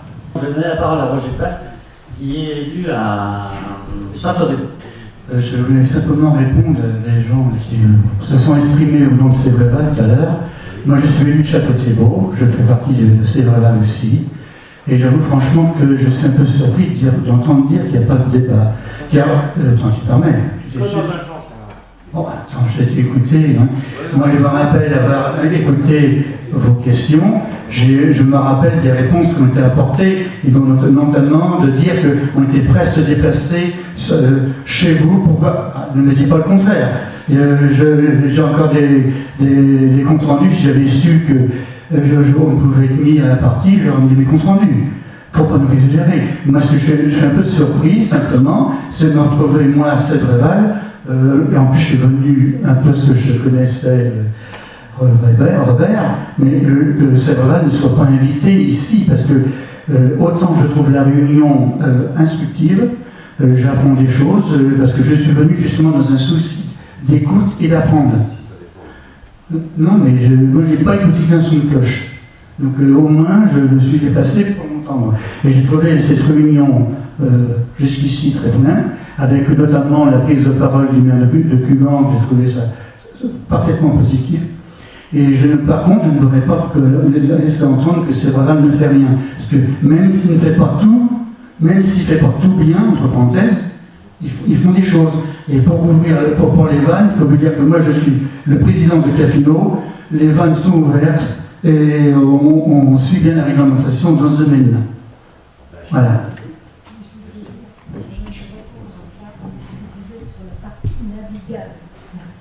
Vous êtes sur la partie navigable et qu'il y a beaucoup moins de problèmes. Sur la partie non navigable dont on fait partie, on n'a aucune écoute. On nous dit oui, mais dans la réalité, on a supprimé les vannages. On a un bief qui est complètement à sec, pratiquement l'été. C'est dramatique. Les arbres, je l'ai dit, je me suis exprimée largement à chaque fois à Sèvres-Aval, je ne les ai pas vus. Je voulais simplement apporter un commentaire à force d'écouter et les uns et les autres. Moi personnellement, je ne suis propriétaire de rien, mais simplement membre du conseil d'administration de Laval. Je pense que les élus ont une grosse difficulté parce qu'il y a deux choses. Il y a des syndicats de rivière dans lesquels ils sont partie prenante, et puis il y a des propriétaires. Et je crois que la problématique aujourd'hui, c'est de faire du terrain. Et je pense que là, c'est là où les élus responsables et en responsabilité dans les syndicats de rivière ont une grosse difficulté. C'est parce que est-ce qu'ils ont la possibilité et le temps matériel de faire du terrain, c'est-à-dire de bien comprendre et bien connaître les propriétaires et de faire en sorte que les propriétaires eux-mêmes aient envie, je dis bien, ou ont les possibilités d'entretien de barrages ou de chaussées ou entretien des moulins ou des pelles. Et c'est là où je pense que nous sommes peut-être au cœur du vrai sujet, c'est-à-dire que c'est de faire du terrain, et c'est qu'en faisant du terrain que tout le monde se comprendra. Tout à fait, je suis bien d'accord avec ça. C'est pas simple à gérer. C'est pour ça que et il ne faut pas qu'on accepte justement des traitements à l'emporte-pièce du genre on supprime 20 ou 30 ou 40 chaussées comme ça. C'est chaque cas est à étudier. Merci Rodin. Je voudrais donner un petit point de vue vis-à-vis du sage de Grandlieu. On a dit tout à l'heure, on est tous trois, on est venu pour s'informer. Bon, personnellement, moi je suis au sage en tant que représentant d'un syndicat de marais du lac de Grandlieu et faisant aussi partie du bureau qui parfois valide pour l'ensemble du sage. Je trouve que forcément la façon dont on a inclus la continuité écologique et fait valider par l'ensemble du sage, comme vous l'avez si bien expliqué, finalement la plupart des gens valident sans vraiment connaître. C'est mon cas, je ne connais rien, mais moi je n'ai pas voté. Hein. J'ai voté non. Hein. On était 3 ou 4 comme ça seulement. Hein. Mais c'est pour dire que manifestement c'est pas clair. Alors, par le biais de l'association des moulins 44, on l'appelle l'AMLA, oui. Il est certain qu'il s'établit, dans le bon sens du terme, un certain rapport de force, hein, où ils ont prévenu le président du SAGE qu'ils entendaient bien, non pas casser les affaires, mais participer, dire la façon de voir qui correspond quasiment entièrement à ce que vous nous présentez, appuyant fortement sur le fait que l'Europe ne dit pas la continuité écologique, puisque c'est franco-française, comme vous nous l'avez expliqué. Et moi, personnellement, je sens que la maestrance du sage ne sait plus trop comment prendre le bébé, entre guillemets, ne voudrait pas monter à l'affrontement, et disent maintenant, je dirais presque haut et fort, surtout, on n'arrasera rien sans l'accord des propriétaires. Mais à condition que les propriétaires soient tous très bien informés et non pas parfois militants sans trop savoir où ça les mène pour ces opérations-là. C'est beaucoup plus pernicieux que ça. Ah ben, c'est-à-dire qu'en fait, on vous dit ça, mais comme les agences de l'eau subventionnent à hauteur de 80% si vous effacez la chaussée, et que 40% si vous la rasez, et 0% si vous la réaménagez, le choix est vite fait. En fait, on vous dit, vous avez le choix entre l'arasement, on va dire, avec la destruction, on la descend de niveau, ou on réaménage des vannes. Okay, c'est 3 possibilités, effectivement. Mais, si vous faites une destruction, l'agence de l'eau vous subventionne à hauteur de 70-80% du montant du budget. Donc, le propriétaire dit, attendez, là, moi je veux pas que ce soit à mes frais, donc c'est très attractif pour le propriétaire que d'effacer, que de supprimer sa chaussée. Il y a un moindre coût. Si vous la rasez, c'est déjà moins intéressant. Donc en fait, leur moyen de pression est à ce niveau-là. C'est-à-dire que l'agence de l'eau, en fait, ne subventionne que Enfin, pas que, mais prioritairement, ou plutôt de manière beaucoup plus importante, si vous détruisez. C'est comme ça qu'en fait ils agissent. Alors, oui, mais un moulin sans chaussée, c'est plus un moulin. Non, mais c'est ça leur manifestation. Pour la réparation des pelles qui n'ont pas, là.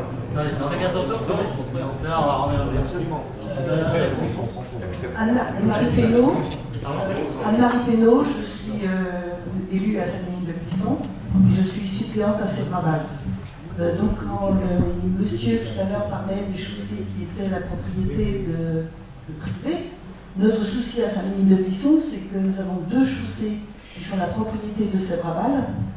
Donc ben voilà, nous subissons la situation et Sébraval, on ne peut pas dire qu'il n'écoute pas, qu'on ne peut pas discuter. J'y suis allée que 2 fois en tant que suppléante. Mais ben voilà, ils ont un objectif et ben on n'a pas grand-chose à dire dans les décisions. Concernant le lac de Grandlieu, ils ont 40, d'après les chiffres à moi, ils ont 40 chaussées et dans leur sage, il n'est nulle part parlé de taux d'étagement. Je l'ai lu, le sage. Le taux d'étagement, c'est uniquement dans notre sage à nous, la Sèvre et la Maine, enfin la Sèvre, du bassin de la Sèvre. Hein? Et alors, je termine par là. Notre association, quand on a vu ça, les Amis de la Maine, on a fait un recours gracieux auprès du préfet de la région, hein, en lui disant, on demande l'annulation des 7 pages dont vous avez parlé, en gros, là, concernant le taux d'étagement. On a reçu une réponse, mais je ne l'ai pas, puisque le président, c'est lui qui l'a reçu, il n'est pas là. Bon. Mais c'est important. Et autre chose, c'est-à-dire qu'il y a des communes comme Saint-Limine, Écrefeuille, et puis d'autres, peut-être Roumouyé, qui seraient intéressées donc à se mettre ensemble avec des communes, oui, à débattre avec les communes d'ici. Il est certain que, en tant qu'élu, moi, je dois me positionner de manière à toujours être axé. Hein, et je n'irai pas manifester et tout. Hein. Je représente une mairie, et comme dit notre maire, on se doit déjà de représenter les citoyens et défendre les citoyens. Mais je ne suis pas là pour manifester ou lancer des pétitions et tout, ça je ne ferai pas. Par contre, libre à vous. Et c'est certain que c'est dans l'union qu'il y aura une certaine force. Si c'est juste... La première chose que j'ai faite, c'est de prendre contact avec les responsables des autres associations, des autres départements, les associations de moulins. Et c'est comme ça qu'il faut qu'on échange, en fait, hein, et prendre des positions communes par rapport à des choses, justement, sur les sages autres. Mais il faut qu'on échange déjà. Quand on a un problème, qu'on en parle avec les autres associations locales. Mais la clé de tout, pour moi, les propriétaires de moulins, il y a eu du laxisme, et tout vient de là en fin de compte, il ne faut pas rêver. Hein. Si toutes les pelles avaient été entretenues et que les pelles avaient été levées, on n'en serait certainement pas là. C'est pas sûr. Juste pour compléter ce que dit Bruno, l'origine des syndicats de rivière, c'est justement, j'allais dire, le désengagement. Oui, c'est le désengagement, le manque, je dirais, de par leur responsabilité, le manque d'action. Le syndicat des miniers roulants, je m'en souviens très bien, j'étais jeune élu, c'est dans les années 90. Celui qui a créé ça, bon, je ne vais pas dire qui c'est, mais vous l'avez peut-être compris. Donc c'est quelqu'un qui avait raison, il avait voulu créer une organisation publique pour pouvoir mettre en place des actions pour se substituer à la défaillance des propriétaires. Et l'objectif, c'était l'entretien des ouvrages et des rives. Point barre. Mais aujourd'hui, effectivement, à vous écouter, on est carrément à l'opposé. Pourquoi? Parce que effectivement, les résultats ne sont pas à la hauteur de ce qu'attendent aujourd'hui les sociétés en général. Les qualités de l'eau ne s'améliorent pas. Et quand on vous prouve par A plus B qu'une eau qui stagne s'enrichit d'algues, et c'est vrai, en tant que producteur d'eau potable, je sais ce qu'il en est. Hein, quand l'eau stagne et bien chauffe, il y a des algues, ça crée des cyanobactéries, et ces cyanobactéries, pardon, elles produisent dans certains cas des toxines, et quand on arrive à un certain taux, on est obligé d'arrêter de produire. Hein. Donc, vous voyez, c'est pas simple. Mais bon, ceci dit, c'est pas parce qu'à un moment donné, il y a des problèmes sur l'eau qu'il faut dire qu'il faut pas stocker l'eau. Parce que moi, quand j'étais gamin, j'étais me baigner à la sève. Elle était pas... Je pense qu'elle était... Aujourd'hui, on dit qu'elle est impropre, mais je pense que quand je me baignais, je voyais pas mes pieds. Hein. Je voyais même pas mes genoux. Donc, ce que je veux dire, c'est que c'est vraiment une responsabilité. On est tous responsables de cette situation. Et moi, élu, j'en prends ma part aussi. Parce que ça a été dit, vous avez raison, le SACH a été mis en place. Du moins, s'il a été voté à un moment donné, les élus ont pris position. Mais c'est pas facile quand on est élu. On est élu d'une petite commune, on est c'est un petit peu le bureau des pleurs d'une part. On a des gros dossiers. Quand on a des projets, on n'a pas des staffs conséquents pour les porter. Donc on les porte en partie nous-mêmes. Hein, parce qu'on est des très petites équipes. Alors pour vous citer un exemple très concret, et je ne voudrais pas que ça crée de polémique, mais à Torfou, il y a eu Torfou Tifo, il y a eu cet été, il y avait donc, c'était programmé une destruction de chaussées. Moi ce dossier-là, j'en ai eu des remords, parce que pourquoi? Parce qu'à un moment donné, quand on nous a présenté ce dossier, moi j'ai pas trouvé mieux que de dire à mon collègue élu qui représentait notre collectivité au niveau du syndicat, notamment minier roulant, je lui dis de se réunir avec les pêcheurs. Pour moi, les riverains, c'est soit les agriculteurs, soit les pêcheurs, soit les habitants. Mais qui mieux qu'un pêcheur connaît la rivière? Je pense que c'est eux qui connaissent mieux. Vous êtes au bord de l'eau. Vous êtes les premiers agents. Vous êtes au bord de l'eau. S'il y a une pollution, vous êtes les premiers à signaler avant l'ONEMA. Donc vous avez un rôle important. Donc j'ai demandé à ce que ce soit les pêcheurs qui soient force de proposition. À un moment donné, au début, j'avais cru comprendre qu'ils étaient hostiles, et à la fin, je ne sais pas s'ils avaient pris des doses d'homéopathie, mais à la fin, il n'y en avait plus qu'un qui défendait le maintien de la chaussée. Voilà. Donc, vous voyez, en tant qu'élu, après, on vous refile le dossier comme ça, devant le bureau de la municipalité. Moi, j'ai pas creusé, j'ai pas fait l'inventaire de tous les éléments qu'on aurait dû prendre en considération. Et après, bon, il y en a d'autres qui ont réagi de l'autre côté de la rive, mais c'est pour vous dire que c'est pas simple. Enfin, mais je sais qu'on est responsable en partie de ce qui se passe. Mais vous, propriétaires, sachez que si tout avait toujours été bien fait, ben on s'en serait pas là aujourd'hui. Mais ce que je vous renvoie pas la balle, hein, parce que nous, en tant que collectivité, on fait partie des propriétaires aussi. Une chose aussi à signaler, il y a un vrai divorce entre les pêcheurs, ceux qui pêchent, les présidents d'associations locales de pêche, et les présidents des fédérations. Vous avez encore, enfin moi j'ai ma carte de pêche, j'ai encore reçu hier soir un mail en fait de monsieur Buchou, président de la fédération de pêche de Vendée, qui se vante en fait lui d'avoir encore supprimé une chaussée au Goupert, Mervion, quelque chose comme ça. Morvion. Ouais. Non, c'est pas Mervant, hein, et donc, en fait, là, il y a on pourrait dire que c'est un divorce.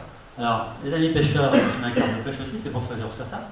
Il faut quand même que vous sachiez que dans la taxe que vous payez sur votre carte de pêche, une grande partie va au financement de l'ONEMA, qui, l'ONEMA, supprime les chaussées. Ça, c'est pas du tout. Et une partie qui va aussi à l'agence de l'eau. Quand on dit ça, non, l'agence de l'eau, c'est... Quand on dit ça au président local, il tombe de nu, quoi. Hein, ben, c'est pourtant ça, en fait. C'est-à-dire qu'on paye indirectement le financement de l'ONEMA par les taxes sur nos cartes de pêche. C'est pour ça qu'elles sont si chères. Pour les agences de l'eau, juste pour aller loin au niveau des agences de l'eau, leur financement provient à hauteur. Alors là aussi, il y a un scandale, en fait. Il ne faut pas être polémique. Les agences de l'eau sont rétribuées à leurs ressources 85% par les taxes qu'on paye sur les eaux usées particuliers, qui eux ne polluent qu'à hauteur de 15%. Les 15% de leurs ressources sont versés par ceux qui polluent à hauteur de 85%. Je ne sais pas si je suis clair. Quand on dit pollueur-payeur, c'est le monde à l'envers. On n'est absolument pas dans le slogan français pollueur-payeur. Pas les deux. Donc, on ne nous dit pas de bouche, je veux dire. Là, juste, c'est un petit trou à eau, pour le plaisir, avec au centre l'eau qui entraîne la roue. Et donc, on a autour de cette roue, comme l'a dit M. le maire de Culan, le côté patrimoine historique, on ne peut pas le nier, l'art, l'architecture, les savoir-faire, le tourisme, c'est les roues, donc les moulins, c'est un patrimoine historique. Il y a un patrimoine biologique, quoi qu'en dise l'ONEMA, il contribue en fait à la diversité des milieux, à la biodiversité, à garder des espèces endémiques, et ce sont des zones refuges. Il y a le patrimoine écologique, atténuation des crues, stabilité du milieu, fixation des gaz à effet de serre, on ne regarde pas suffisamment ça, gaz à effet de serre, je crois que c'est d'actualité. La dénitrification, en fait, quand l'eau stagne, quand même, les nitrates restent et en fait ne vont pas s'écouler plus loin. Fixation du phosphore et oxygénation par la chute du chauffe-eau. Et puis il y a le patrimoine énergétique, on n'en a encore pas parlé du tout de ça, mais on est à Bousset. Vous savez qu'à Bousset, il y a 8 moulins, 8 chaussées, dont 2 en fait sont équipés de générateurs, de turbines, pour faire de l'hydroélectricité. Gérardo, Bertrand Gérardo, et André Mouillet, qui vient de mettre son installation en service. Voilà. Bravo, bravo. Parce que ça, c'est un vrai avenir au niveau de l'énergie. Énergie renouvelable, pardon. Réduction des émissions de CO2 encore, création d'emplois ruraux. Alors, on peut s'étonner, si j'en reviens au tout début, que nos amis protecteurs de l'environnement ne soient pas justement dans cette logique de production énergétique. C'est une énergie renouvelable qu'on ne veut pas considérer. Juste un mot complémentaire à ça, Madame la Ministre a accepté, sous pression, de passer... Alors, l'énergie hydroélectrique, c'est la 2e de France, après le nucléaire, au niveau quantité, enfin, puissance. Et donc, elle a accepté de passer cette production d'énergie à 2023, de passer donc de 1 TWh, vous irez voir, c'est 12 puissance 10 watts, à 2 TWh. Donc il y a une petite volonté d'aller vers cette hydroélectricité. 2 blocages quand même. Le premier, c'est qu'il faut des installations de 35 kW minimum. Vous avez combien ? 35 kW. Ouais, il faut avoir 35 kW. Oui. Et ne pas... il y a une deuxième contrainte. Ah oui, alors c'est réservé aux collectivités et aux industriels. Vous avez de la chance parce que... on est obligé de faire une demande déclarée producteur d'électricité. Voilà. C'est la première chose. Il faut regarder ça, mais moi je dirais qu'il faut quand même garder les chaussées parce que ça c'est aujourd'hui la politique du gouvernement, mais elle peut évoluer demain pour nos petits-enfants. Si un jour on change de logique et qu'on veut produire, enfin faire plus d'hydroélectricité, c'est de la petite hydroélectricité. Je vais parler de mon cas, juste pour vous situer. J'ai des panneaux photovoltaïques sur mon toit. Pour ça, on m'a donné 8 000 € pour 3 kW. 8 000 € pour 3 kW. Quand on fait une installation dans les moulins, c'est 35 kW, 12 fois plus. Vous multipliez si on faisait le ratio. 8 000 € par 12 pour mettre en service une installation d'hydroélectricité dans un moulin. Ça approcherait 100 000 €. On paye les 3/4 de l'installation. Je ne sais pas combien vous a coûté. Exactement. C'est combien vous a coûté 80 000 €. On paye plus que l'installation. On a tout dit. On a tout dit. Pour ce qui nous concerne aussi, 2009-2010, compte tenu de ces craintes, on s'est dit la meilleure façon de sauver nos chaussées, c'est d'être offensif et ne pas faire de la résistance.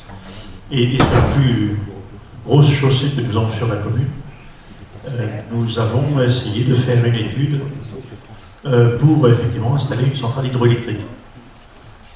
C'était en 2010. C'était à l'époque, au regard de l'investissement que nous avions fait, ce n'était pas rentable. C'est un dossier qui est toujours dans les cartons et nous allons sans doute tenter de le ressortir très prochainement pour nous permettre effectivement de s'inscrire dans cette logique que vous venez d'expliquer. Je pense qu'aujourd'hui, à travers effectivement la Sèvre et à travers les chaussées existantes, on a cette possibilité effectivement de produire une énergie.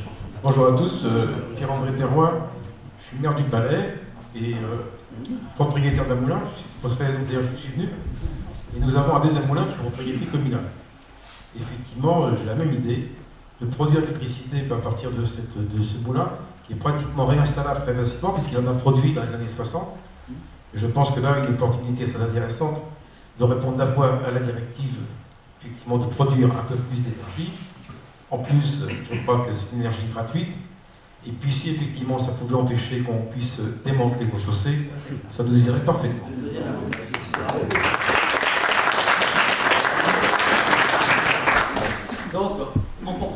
moi, à ma part, le moulin contribue à améliorer la qualité de l'eau, jusqu'à preuve du contraire, et en fait à une vraie utilité et donc un vrai avenir. On en a déjà parlé, c'était pour présenter monsieur et madame Mouillet qui était le deuxième producteur de la commune d'électricité.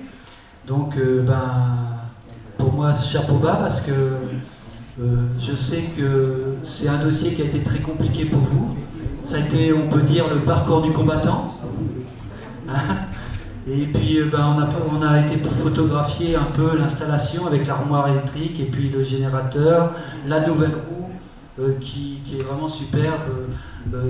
Faut savoir que tout est repensé et maintenant c'est des génératrices qui sont aimantées et qui produisent dès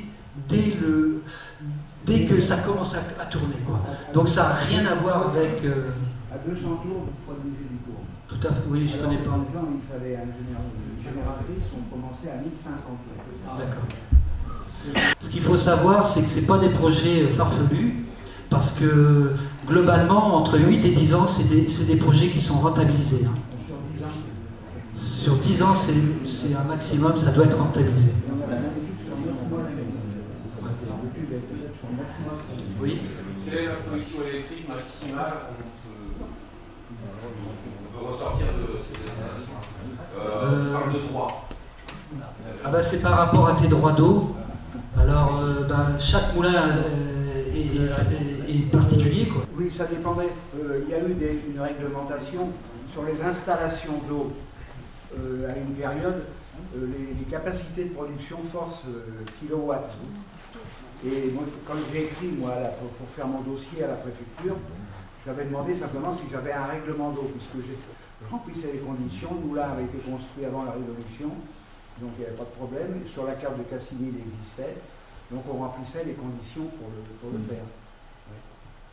Mais alors, il y a eu, je crois que c'est une étude qui a été faite par les ponts et chaussées dans les années 20 ou 30, où ils avaient relevé la puissance de chaque moulin, la puissance hydraulique de chaque moulin. Alors en principe, si votre moulin est réglementé, il vous demande la puissance que vous aviez à l'époque. Si vous êtes propriétaire en titre, donc avant Révolution, il n'y a pas de... Moi j'ai déclaré par exemple pour mon cas qu'il y avait 2 roues hydrauliques, une de 30 chevaux et une autre de 15 chevaux.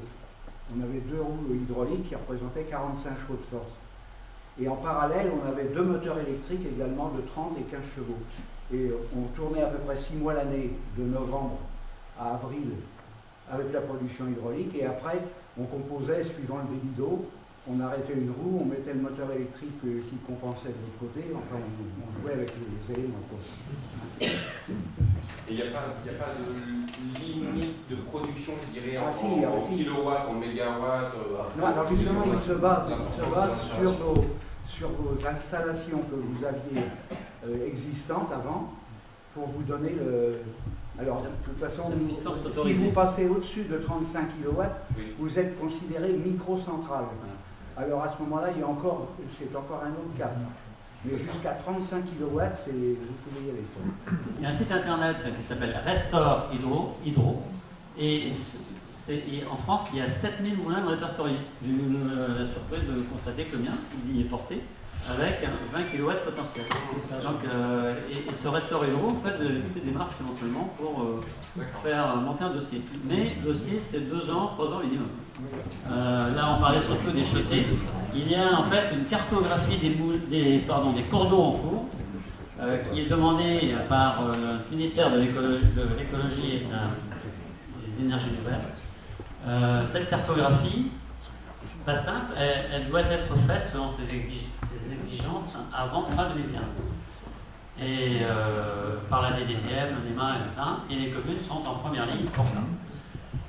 Avec un risque derrière, c'est que l'objectif c'est de créer un guide d'entretien des cours d'eau. Et à chaque fois que vous déclarez un cours d'eau, il faudra demander une autorisation.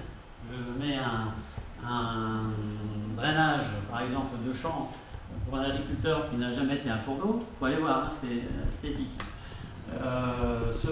Il le déclare comme étant un cours d'eau. Derrière, si vous voulez faire un barrage ou une épuration ou même le curer, il va falloir demander une autorisation. Voilà, c'est prudence, je vous encourage vivement à regarder ça à 2 fois, quant à dire c'est un cours d'eau ou c'est pas un cours d'eau. Vaut mieux dire que ça n'est pas un cours d'eau. Et les communes sont dans le même cas. Nous-mêmes, les moulins, on nous dit le canal de fuite du moulin, ça peut être un cours d'eau. Donc voilà où on en est. Alors, attention. Ça promet du bon temps. J'ai même entendu, je me souviens de Maurice Gosselin, que les données ne sont pas les mêmes d'un département à l'autre. Donc, c'est aussi. Donc, si vous avez ça à faire, si on vous le demande, regardez le choix avant de l'approuver. Oui, mais ils sont en train là, de l'affiner, hein, ça va être en détail. Et puis une loi qui va tomber aussi, je ne sais même pas si elle est en cours ou pas, la gestion des milieux aquatiques et prévention des inondations. La GEMAPI, avec une rediscussion de tout ce, de qui fait quoi et qui décide de quoi. Pas ça. Et le transfert de compétences. Et on oublie toujours dans tout ça le rôle des distributeurs d'eau. Eux, ils sont en train de faire du lobbying pour contrôler un peu tout, la qualité et la distribution d'eau. Merci de votre attention. Oui, ça c'est la destination des EPTB. Nous, à BAM, on est prêt à aider le PTB à participer activement à la sensibilisation des propriétaires laxistes pour l'ouverture de leur banage. Parce qu'en fait, je dis à Damien Gallard, il est un peu tombé des nues. Je dis, nous, si on peut vous aider à faire passer des messages auprès des propriétaires, il est clair qu'on va dans ce sens. Voilà. On n'est pas d'accord toujours, mais au moins pour faire de leur sorte que les propriétaires ouvrent les banages ou entretiennent des rives des rivières, la BAM est prête à avancer dans ce sens. Le sujet de l'eau, il y a 10-15 ans, n'intéressait qu'une minorité de personnes. Aujourd'hui, les citoyens prennent conscience de l'importance de l'eau. Depuis quelques années, on nous parle de couches d'ozone, réchauffement climatique, montée de l'eau, des océans. Si nos retenues d'eau sont arasées, tout ira directement à la mer, la pollution avec d'ailleurs. Que deviendra les rivières si les prévisions dans 50 ans sont maintenues? Nous demanderons des subventions pour reconstruire les chaussées. Des progrès ont été faits dans différents domaines. Pour les stations d'épuration des communes, de nouvelles normes vont permettre d'améliorer la qualité de l'eau dans les années à venir. Depuis des années, des normes drastiques ont été demandées aux agriculteurs. Une prise de conscience de leur part sur les dangers de certains produits est acquise. Des analyses de l'EPTB ont révélé des molécules de strychnine, je crois que je prononce strychnine, interdites à la vente depuis 20 ans. Ayons conscience et acceptons le fait que nous avons tous pollué notre terre, qu'il va falloir du temps pour qu'elle digère tout cela. Pendant plus de 50 ans, nous avons tous eu des pratiques extrêmes. Aujourd'hui, trouvons le juste milieu. C'est pour l'intérêt général. Il faut juste changer nos habitudes. Exemple, le jardinier qui met des granulés pour les limaces, apparemment, il y a des traces dans l'eau. Hein. Ça a été retrouvé. Hein. Donc c'est pas grand-chose, mais si tous ensemble on fait chacun nos efforts, c'est ok. Hein. Pour revenir au vannage, est-ce que les communes doivent sensibiliser les riverains, les propriétaires de moulins, pour aider les syndicats, améliorer la communication avec les propriétaires de moulins? Je pense qu'on a tous notre rôle à faire aussi là-dessus. Aujourd'hui, parce qu'il faut savoir que, par exemple, au syndicat des miniers roulants, ça part des portes de Clisson jusqu'à Saint-Mémin presque. Il y a un technicien de rivière, il a un boulot monstre. Et on ne peut pas tout demander, c'est pas possible. Aujourd'hui, y a-t-il des bonnes âmes qui seraient prêtes à former une équipe pour restaurer des vannages? Il y a une liste de prêtres sur la table. Arrêtons d'être assistés. Les anciens entretenaient les berges et les fonds de rivière. Ils retiraient du sable tous les ans. Aujourd'hui, c'est interdit. Tous les propriétaires ou les locataires de terre, les champs, quoi, devraient ou devraient, oui, doivent entretenir les berges, les arbres. Cela fait partie des devoirs aussi. Et là encore, il y a du laxisme.